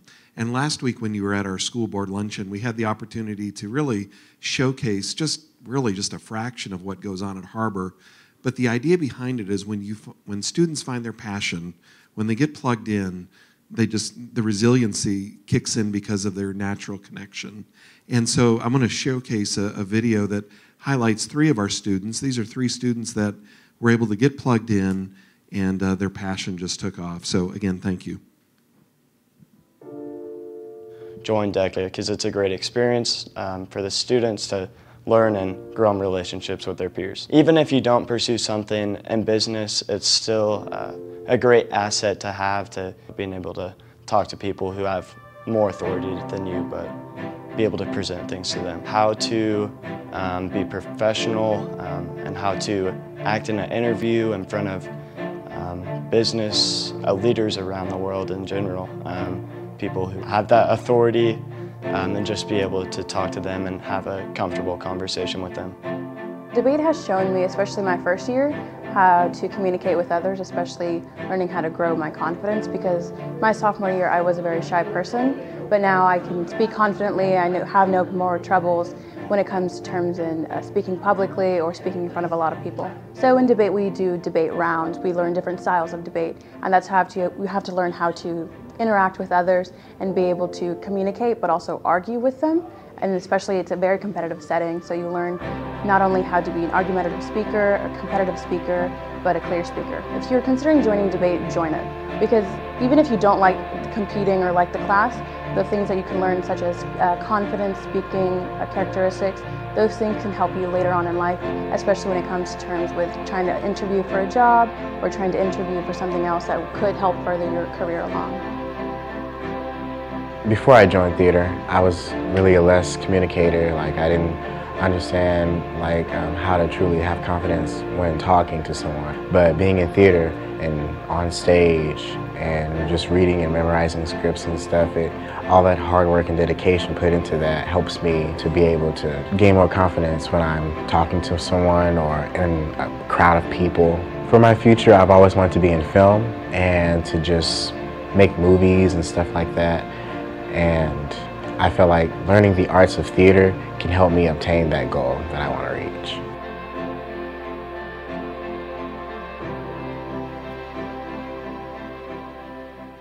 Well, again, I just want to thank you for the support that you give our schools, because it's really neat when you could see this story behind the students, where again, by finding their passion, they persevere, they're resilient, and then the best comes out of them. So again, thank you for your leadership and your dedication to our kids.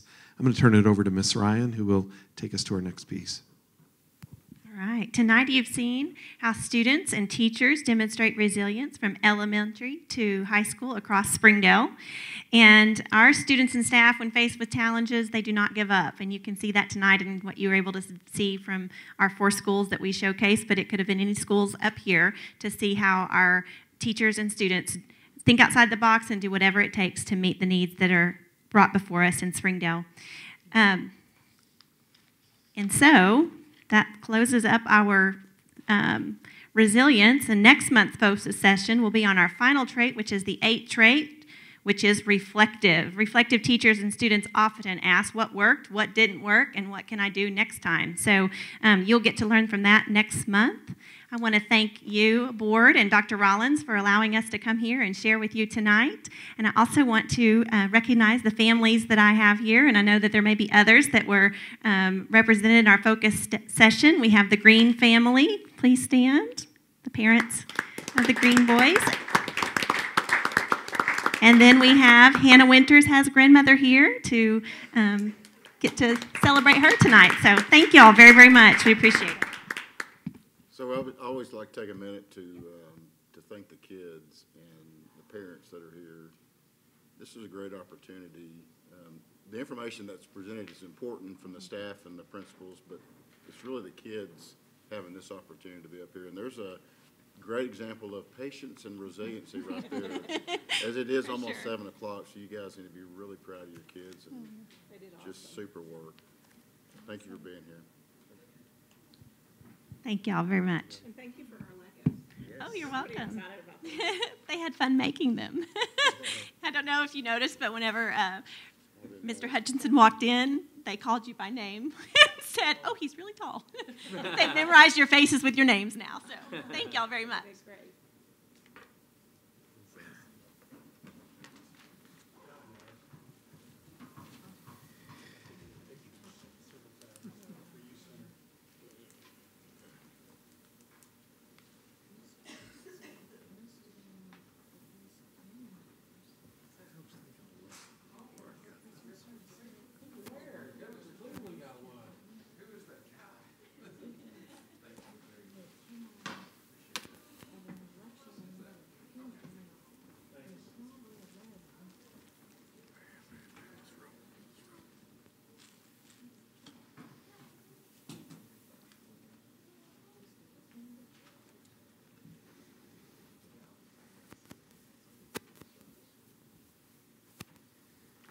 I'm obviously not Kendra Clay.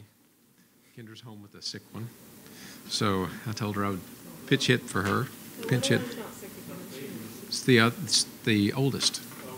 Her oldest is having some, I think, processed flu. So she's the only one in her family that doesn't have it at this point. So the poor Clay family. Okay, there are 2 items that she was going to present to you this evening. The first item, we have 2 students, ages 9 and 6, request to transfer into the Springdale School District from the Fayetteville District. These 2 children were already ours, moved just outside into the Fayetteville area and would like to stay. So as an action item.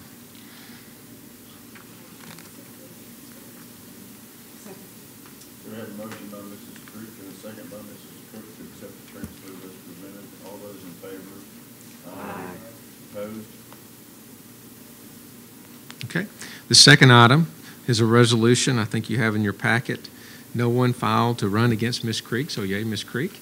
So this is an opportunity for us to close the polling sites on Election Day.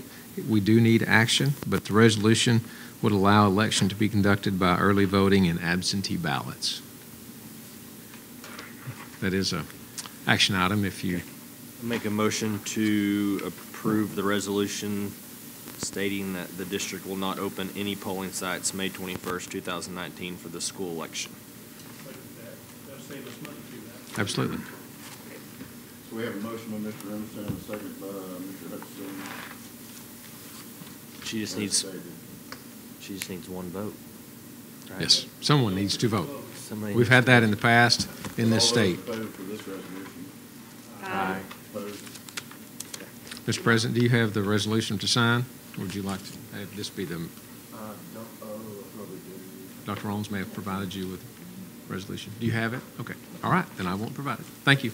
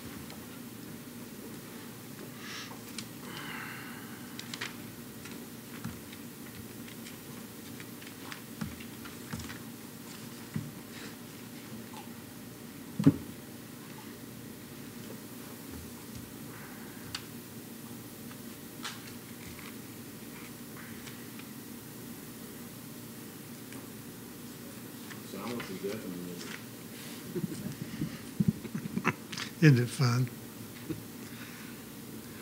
Mr. President, the General Assembly is in its 9th week, I believe.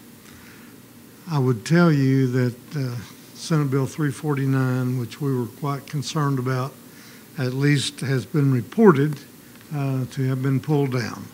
And I'm very, very appreciative of the senator doing that. I think the way the bill was written, there were so many things in the bill that could have really worked against funding for the schools of the state who serve high populations of poverty children, et cetera, that it was just a bridge too far. And I believe and hope that the senator understands that and he's made an adjustment, pull the bill down.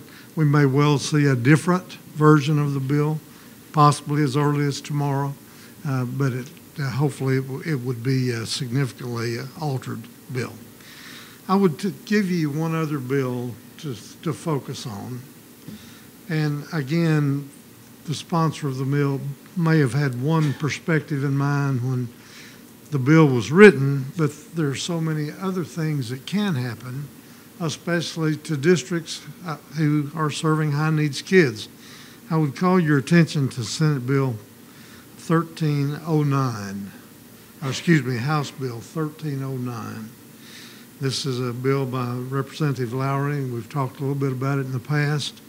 That bill is being aired significantly in the legislature today. I'm satisfied that Parks and Tourism has a great interest in the bill, but from the standpoint of other policy, even federal policy that comes to bear when calendar dates like this are changed, again, coming back to NSLA, an enormous issue for us.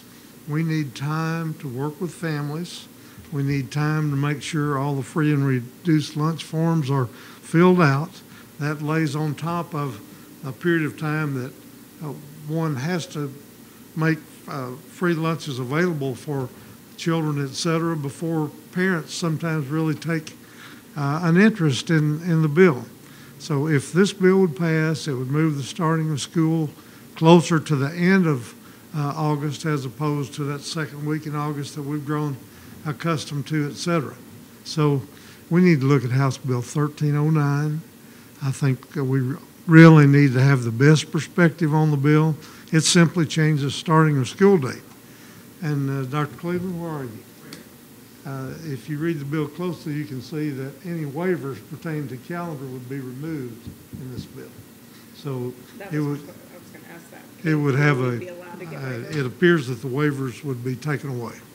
And so there would be no, there'd be no escape clause. So It has again, it going to the third Monday, is that right? Excuse me? The third Monday of August? well, it's moving it to the Monday prior to Labor Day, so I think it could even be well into the 20s. Yeah. And that would really be problematic. So let's look at House Bill 1309. I know Springdale mustered hundreds and hundreds and hundreds of communication to legislators about Senate Bill 349. You saw that happen. And just, again, the legislators, I think, took that into consideration, made adjustment in the bill, et cetera. There are well over 200 bills that have been filed. We've followed them. We've tried to make suggestions if we thought they needed improvements, et cetera. Many of the bills are excellent and have been fully supported. Those that are problematic, many times it's because the sponsor of the bill may not have seen that application based on their own experience. So we're committed to that. If you have bills that you'd like me to pursue or address or give you more information, I'll be happy to do that. But I won't take your time here this evening to address them point by point. David, I need to ask your help. Okay? Board, as you know, Mr. Dotson has stepped away from the board. He did that. He resigned from the board in order for a family member to be considered for employment in the district, which was a major gesture on his part. He's got a young family, and those are very important decisions. Mr. Dotson served our board for well over a decade, and we're very appreciative of the service that he gave. But now it's time for us to make sure that vacancy, David, is announced. We're on a pretty short time frame, so the publication in the media is very, very important. I'm going to give you just a little guide. Kevin and I talked so about this morning. We've already, news of the vacancy has begun to spread across the community. I've had some excellent names forwarded to me today. We're very excited about the level of interest that comes to serving the kids in this school system, and the great examples that y'all have set over time makes it very appealing for others to come and join us in this effort. So I thank you for that. In a conversation that Kevin and I had this morning, and again, to pick a point in time may be a challenge for some of you, but we will need, if we're to follow the approach, the protocols that we have in the past. It worked very well when Ms. Creek took a position on the board. We want to invite interested candidates to write a letter, to demonstrate their commitment to the school, their participation in school events, how they hope they can make our school district better, whatever their idea might be. But those letters, I would really appreciate them coming here to me, and we'll put them together and work to share them or disseminate them with the board. But we are going to have to establish call a special meeting. And if you would look at your calendar, let's look at Thursday, the 28th of March. Now, that's the day before many of us leave for NSBA. You already be gone? You'll already be gone? You'll be gone? Well, I knew that date might be problematic. Kevin, you're looking at your calendar. Will you be back? You'll be back for the 27th. You'll be back on the 26th. And is that a Wednesday, the 27th? Well, the board can certainly handle that without me, or I can stay here and participate with you as opposed to being a part of the legislative session. We're just trying balance a lot of different perspectives. Let us, yeah, breakdown would be good. Again, we need to decide on a time where we could meet and review the letters of interest that come into the board. And do you want to go ahead and make that call now? You want to do it on the 27th, or what you're thinking? We'll do it on the 27th. At noon, as a part of the noon luncheon? I feel like we have no choice but to do Okay. it on the 27th. I, We'll do it at the noon luncheon on Wednesday, the 27th. okay. That sounds good. David, can you help us with that announcement? If we could get the letters of interest flowing to me, we'll share with the board. The board will consider those letters then on Wednesday, March 27th. Well, sure. Yeah. You have one? Yeah. Okay. All right. In the event that we are in a bit of a time window here, if we don't get some letters, but there are people of interest, they need to, you guys here, whatever. Sure. Communicate with myself. Sure. Sure. Make sure that we get them properly recorded. And I think it's very, Will not be in town between the 15th and 26th, so. yeah, I think it's very appropriate for each of you to extend the welcome net, and if there are people that you know might have an interest in serving, just try to usher their interest forward. And so again, I'm hearing the board would, following your luncheon on March 27th, you would meet, review those interested candidates, and select Mr. Dotson's replacement at that meeting. Yeah, we'll definitely need a quorum. There are a lot of pieces to this as well, just information that you'll probably need. We do have good communication from the Election Commission, et cetera. The person who is appointed would serve until the next regular school election, which we believe will be in May. The calendar for school elections is also part of this legislative process. So that might move around some, but the new candidate would have a lengthy period to be a part of the board and see if it was a good fit and so forth.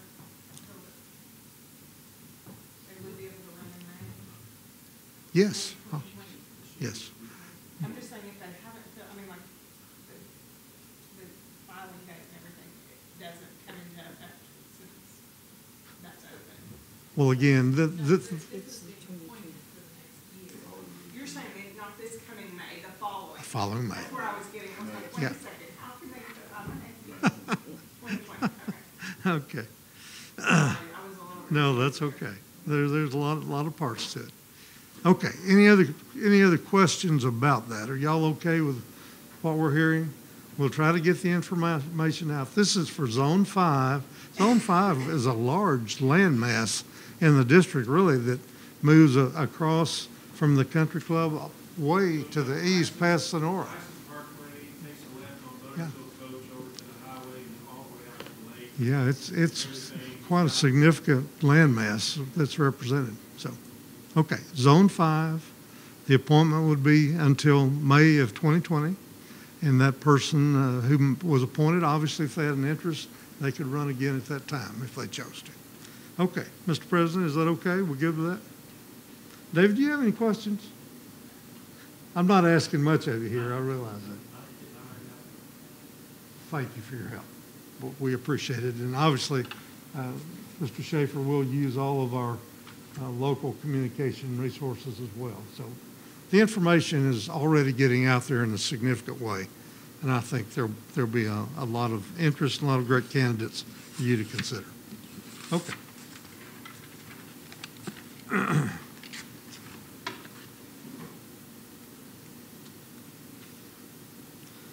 The last item, it's on pages 58 and 59 of your agenda. I sent you a letter. There's no detailed agenda, just kind of a conceptual idea. We've been invited to go up to Crystal Bridges and use that as a venue for the work session that day. I suggested generally that we go up, have lunch, have an opportunity to hear more information about Crystal Bridges, its educational programs, have an opportunity for a brief tour of the Crystal Bridges itself. I'm sure many, if not all of you, have been there probably multiple times, but it is one of the great learning opportunities, in my opinion, in the world today. And we're very, very fortunate to have that opportunity here. So obviously, if we could, and it will require some planning on your part, if we could all be here by 11, I'd love for us to travel together, go on the bus. We'll do this just like we do Leadership Springdale. Guess what? We'll have a working trip as we drive up, and then we'll have a working lunch. We'll have some free time in the museum. We'll have about an hour and a half or so. Our president has asked, very appropriately, that at least an item on that agenda, we take a look to the future in terms of our next elementary school, if in fact the enrollment numbers require us to build an elementary school and open in 21. Would we locate it on the east? Would we locate it on the west? There's a lot of good pieces of information that we need to assimilate that might influence that decision. So we'll build that sort of thing into the agenda. And if you have items that you'd like to see us discuss in addition to this one, we'll be glad to build an agenda that way. Y'all good with the feedback I've had has been real good. So I think we'd all look forward to that. Okay. Anything else, Mr. President, in my section? Dr. Cleveland, if you'll come back up, I think we have some personnel information you want to talk to the board about. Thank you, board.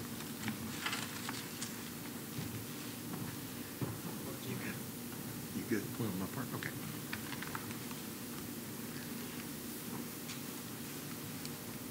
Okay. My first, let me get my stuff situated here. My first item of business tonight is consideration of the property that's located at 1498A and B and E on Emma Avenue and 156BE Emma Avenue. There are 3 buildings located over, I think it's 1.5 acres or so. I sent you some videos, I think some pictures of the interior. They're metal buildings. They're about, what did we say, Mr. Emerson, about 92 or 9,300 square feet, maybe plus and minus a couple of hundred. There are opportunities for lean-tos, but it's adjacent to our maintenance facility. Right now, as you know, we have no place for our technology department. Technology is located in the current ALE center. We've traded for or purchased the youth center, and it's going to be great for our ALE, but we have no place for our tech center to go. That's warehouse and tech staff. Additionally, in that building, in the warehouse area, is our laundry. How many of you know we have a district laundry? I'm sure you all do now. But this provides us an opportunity to place the laundry in the 2,400 square foot building that's there as well. Mr. White, along with Mr. Athey, who else? Paul Miller went. Myself, we toured the building this last week. It's been a little bit of a tense process with the seller. The seller has tenants in the 3 buildings, and I'm not sure that each of the tenants were too excited about the property being sold. That's just what it is. So that's up to the seller to discuss with the tenants. But as you know, anytime that you buy property where there are tenants, there's 30 to 60 days to where you've got 30 days or so to wait on closing of the property, and then you provide opportunity for the tenants to move. Now, the consideration is $400,000 for 1.56 acres, I believe, and just under between 9,000 and 10,000 square feet. Is there anything that you would like to add, Dr. Rollins? I think we're very fortunate to be able to locate a parcel with buildings that can be used, and very importantly, a parcel that joins our existing maintenance facility. That makes it very attractive. Yes. And, I think our technology department is excited about that home. That's my understanding. So. I'm sorry? We certainly can. I know that Mr. Miller has some grand designs in his mind about how that property can be used. We'll also need to make sure, I think the warehouse for sure, probably, but we can dress the building up on the front to make it really look like a tech center. He's got some neat ideas, very inexpensive, low-cost ideas. Just ask him. They're pretty sharp, really. Very industrial looking. If you've been in the new Tyson complex, it's really, really attractive, but it has an older feel to it. So we think we can do everything in-house without having to hire people to do things.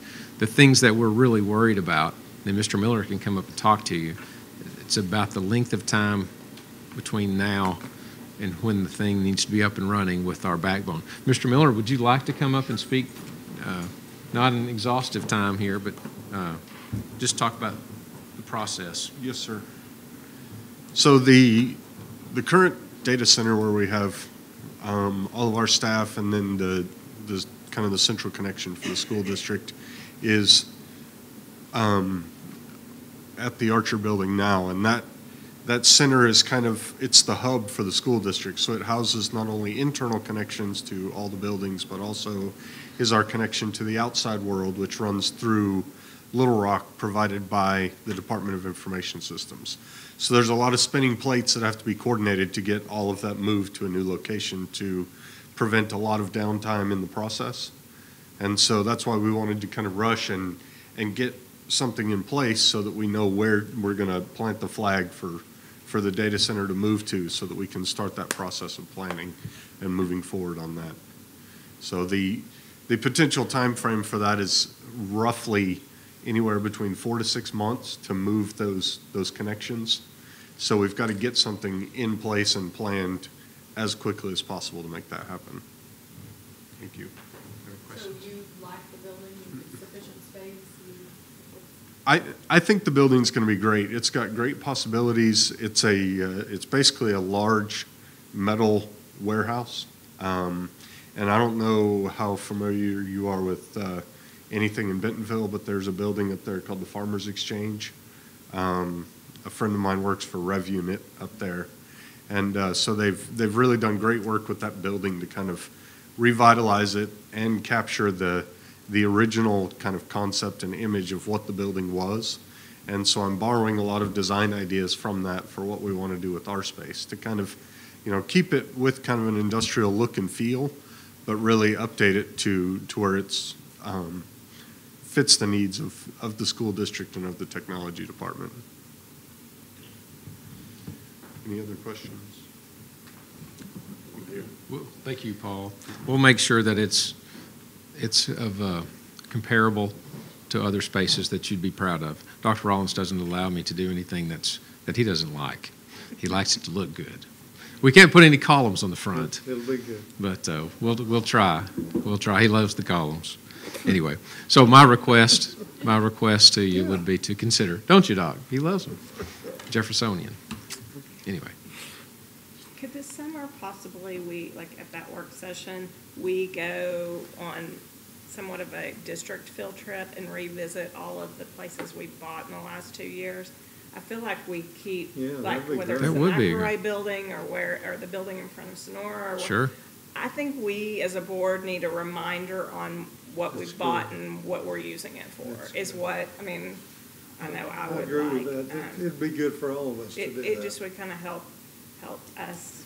We may have to start really early in the morning and pack a lunch. I don't think they have to be like major visits in where we see but I want at least a drive-by to go, okay, this is where this building is, because a lot of times when we're looking at it and voting on it, sometimes I'm like, okay, well, now which one did we just vote, and where is it and what?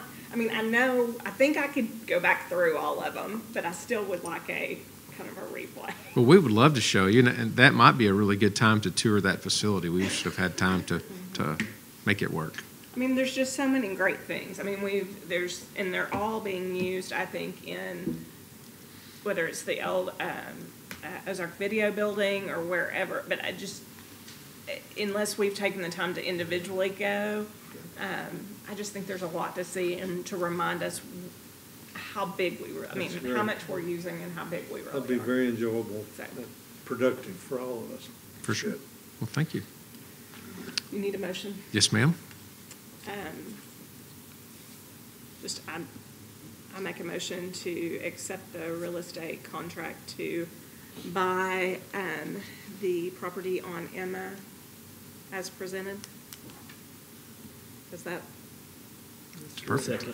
Absolutely. So a motion by Mrs. Cook, second by Mr. Hutchinson. Proceed with the purchase of the property on Emma as stated. All those in favor? Aye. Perfect. Thank you so much, Board. You have made our day and will really provide us an opportunity to begin the planning process to make sure next year is as smooth as possibly can be. We do have several hurdles in front of us. Part of them you will see tonight.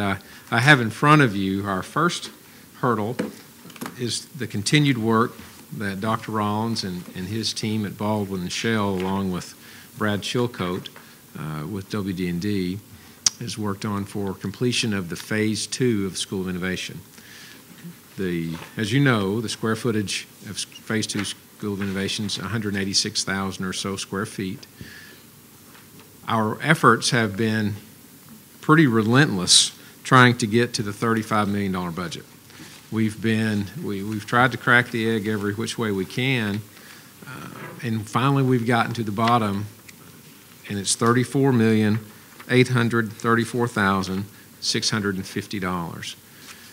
That number has come from really a difficult process. I saw Patrick Tenney in the back, and I tell you what, he and his team have done remarkable work to help us get to the point to where we can have this project in budget. And it's not something that we value engineer the great things away.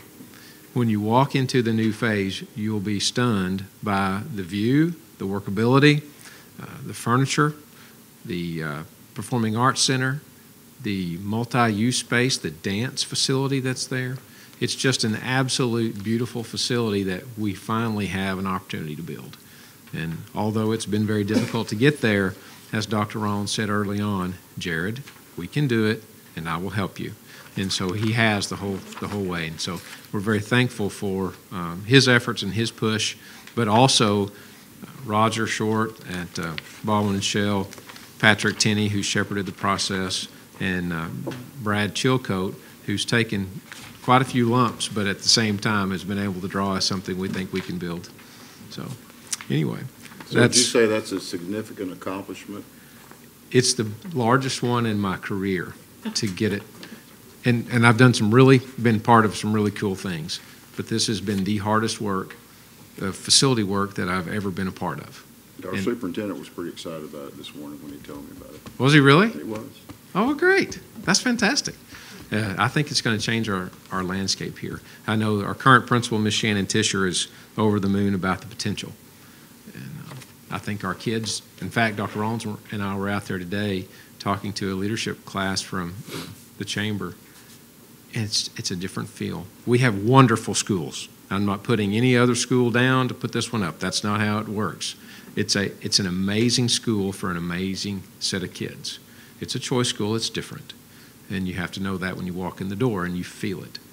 The rest of the facility. I would say we've had some candid conversations about square footage and the partnering dollars and absolutely potential risk going forward if we exceed that. And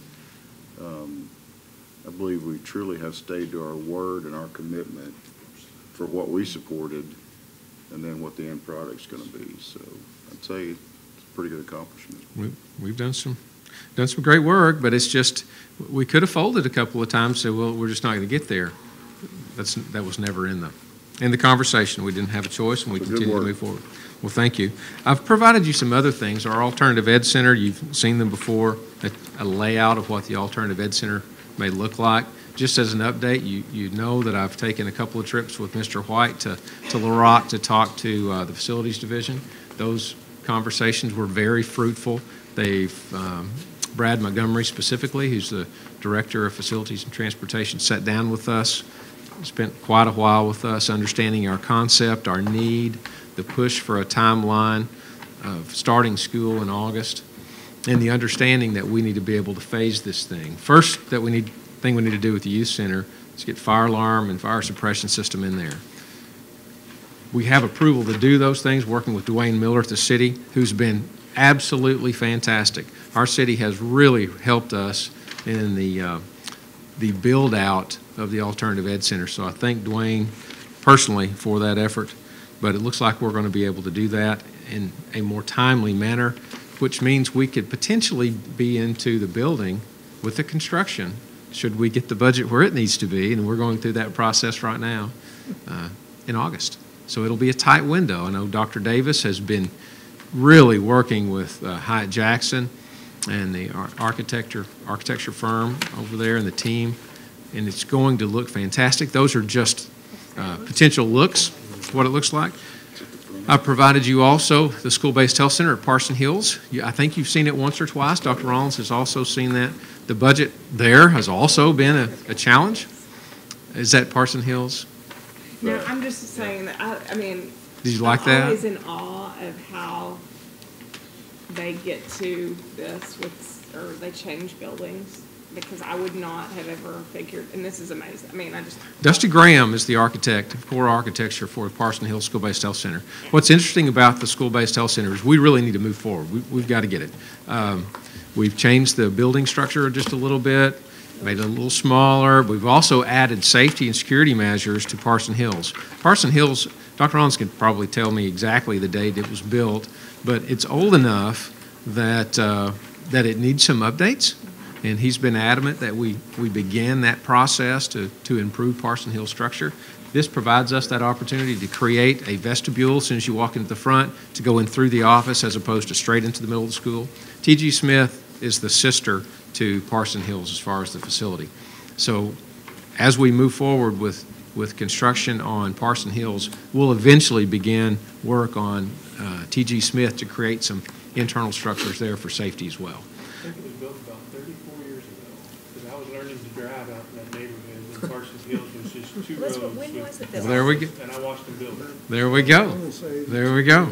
All right. Well, here's the challenge with the budget. 82 was when Parson got into it about that time. Okay. Here's the challenge with the budget on Parson Hills. We had roughly $350,000 for the grant, which is a great grant, but that can only be spent for the smaller structure, which is the facility itself. It doesn't pay for the tower, it doesn't pay for the window upgrades, doors, those kinds of things. Dr. Rollins and I have been talking about how to do that.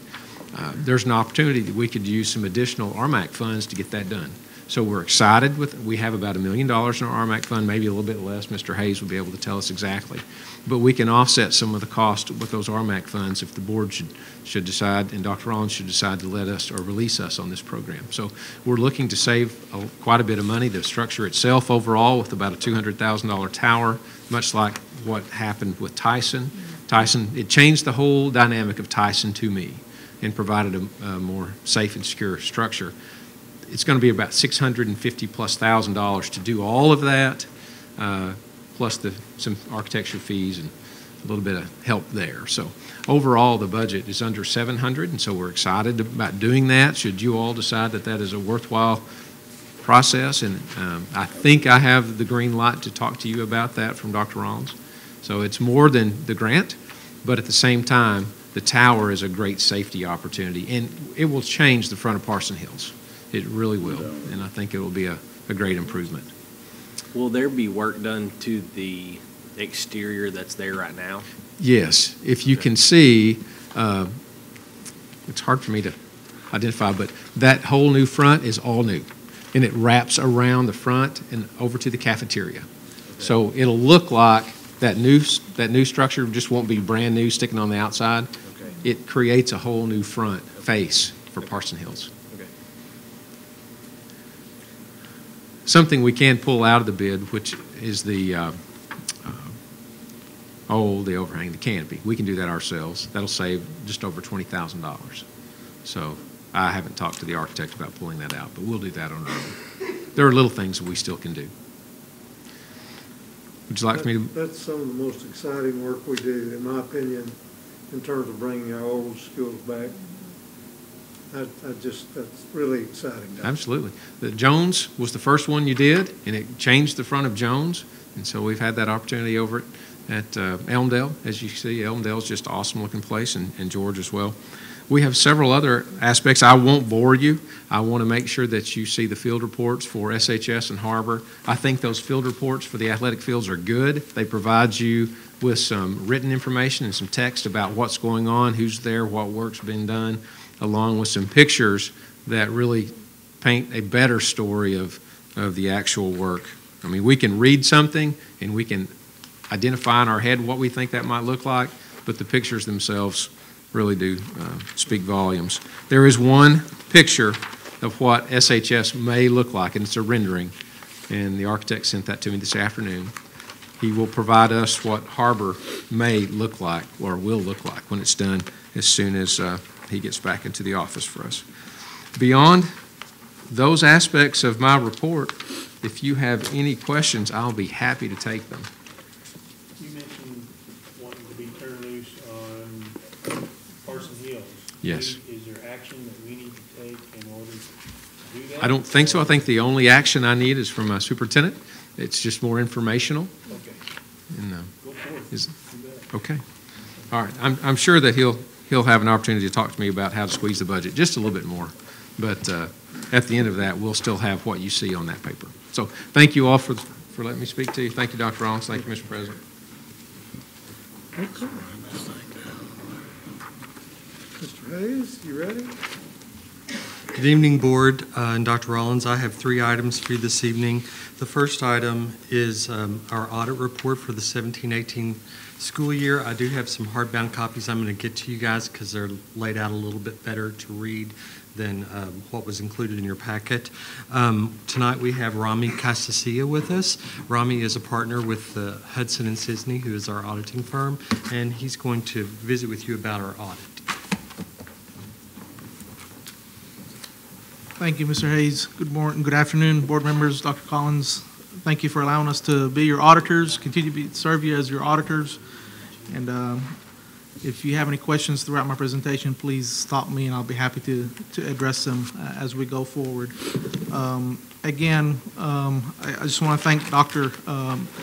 Rollins, Mr. Hayes for their efforts throughout the audit. As you'll see, we do have a clean, unmodified opinion on all the reports this year on the financial statements, on the internal controls, and on the single audit federal program testing. So there was no issues that we found throughout our audit that will be presented to the board or that is included in the audit report. So if we go through the report, the first couple of pages is our opinion on the financial statements. And again, it is an unmodified, clean opinion on the financial statements. So there was no departure from the regulatory basis of accounting that we're required to modify the opinion. So it is an unmodified, clean opinion on the regulatory basis of accounting. Starting on page 4, you'll see your balance sheet that shows you basically your assets and liabilities. I just want to point out the total fund balances there. The general fund had $23.2 million. That's consisted of just the operating funds of the district and then the state funds. The special revenue funds consists of the federal programs and the food service programs. The other governmental funds consist of the capital projects and the debt service. And then the fiduciary funds is basically the funds districts holds in as an agency capacity. So that's the booster clubs, the soccer school clubs, that type of stuff. It's just an in and out really for the district. Again, the general fund had $23.3 million. Approximately $3.4 million is restricted for the state programs, and $19.9 million is unassigned. The special revenue, the entire $10.9 million is restricted for federal program use. And then the other governmental fund, about the $49.5 million is assigned for future capital projects, and the rest of it is related for the debt service.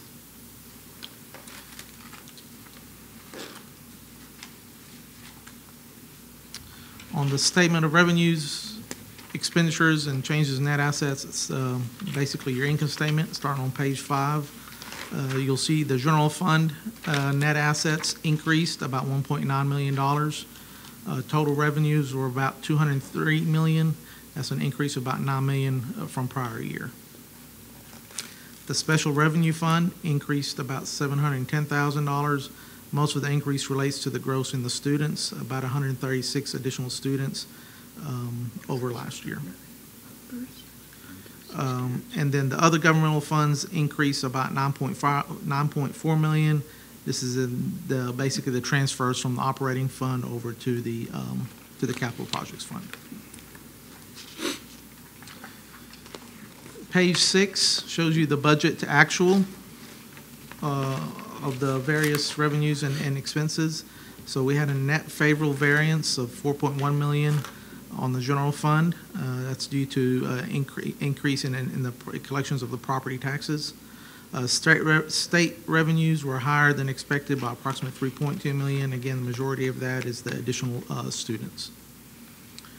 Expenses had a net favorable variance of $9.2 million. I think a lot of it had to do with the both under budget on the combined instructional and support services expenses. Any questions on the financial statements themselves before we go to the rest of the report? Okay, starting on page 7 is the footnotes. And really there's no new footnotes this year. It's pretty much the same as last year, just updating them for additional or current year numbers. Note 5 on page 11 does show the commitments outstanding.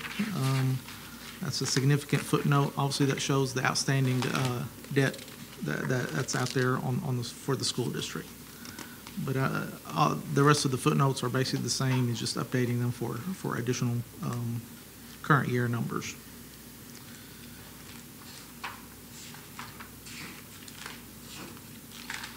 Starting on page 16.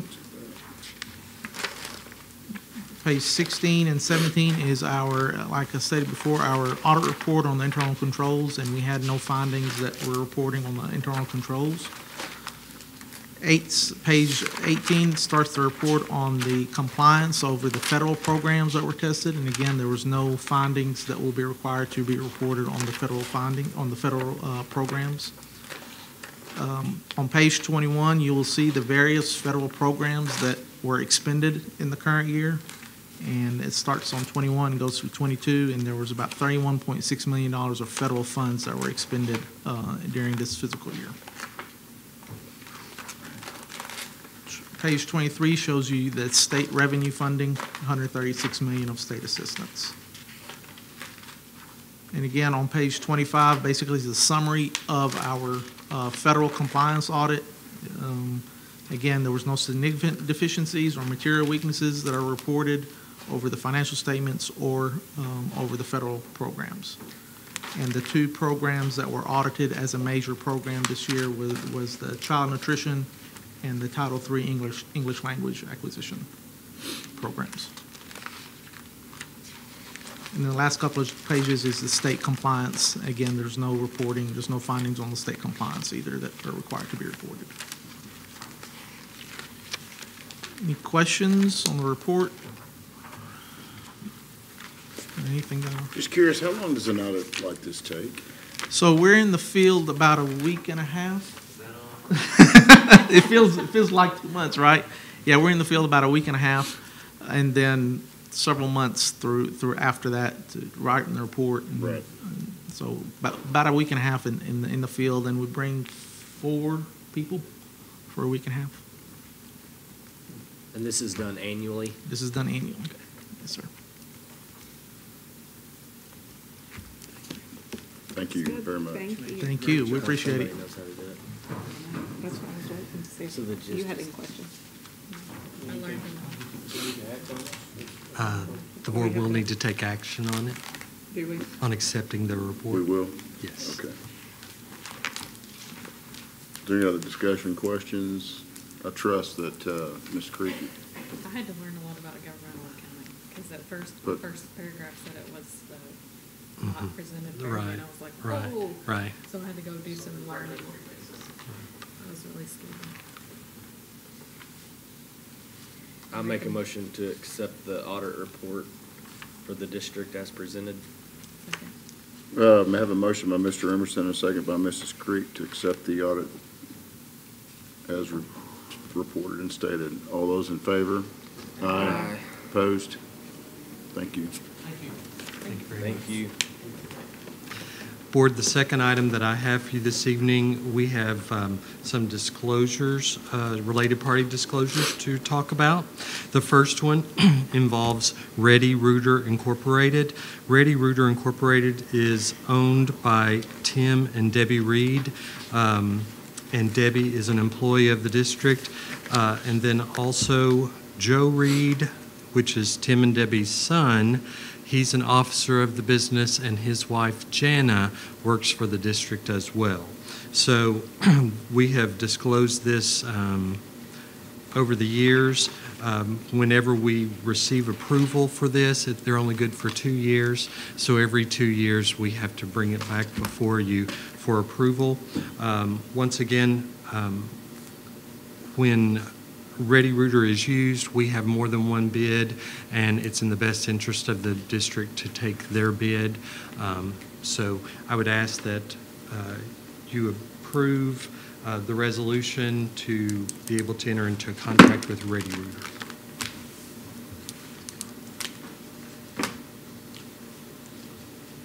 I make a motion that we approve the resolution for ReadyRooter.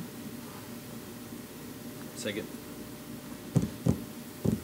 We're short-handed tonight. We got some repeat motion and seconders here tonight, don't we? So we have a motion by Mrs. Cook and a second by Mr. Emerson to accept the ReadyRooter resolution.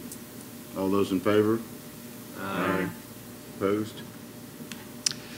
Okay, and board, the second one that I have for disclosure this evening is 5H Photography. 5H Photography is a photography business that is owned by Randy and Cynthia Hutchinson. And as you know, Mr. Hutchinson is a member of the Springdale School Board. So once again, the district would do business with 5H Photography when it's in the best interest of the district to do so, based on bids received.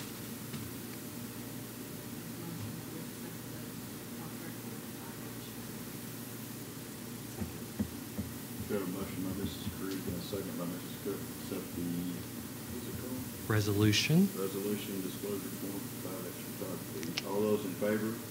Aye. Opposed? Thank you very much. Thank you very much. You're welcome.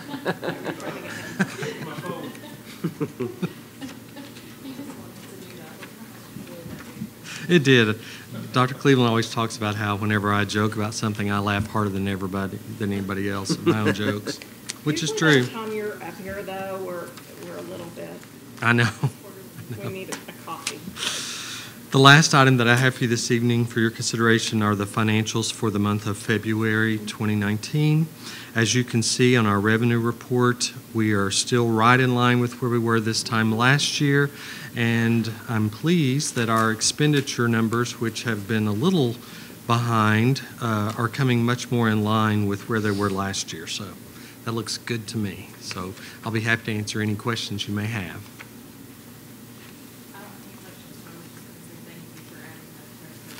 You're welcome. Yeoman's work.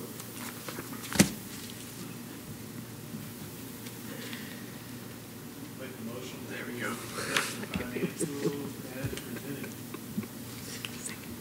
Second. We have a motion by Mr. Hutchinson and a second by Mr. Emerson to approve monthly financials as presented. All those in favor? Aye. Opposed? Thank you very much.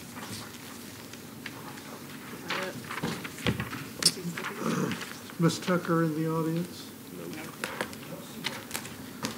Mr. President, I believe that concludes our agenda. Meeting adjourned. Sweet.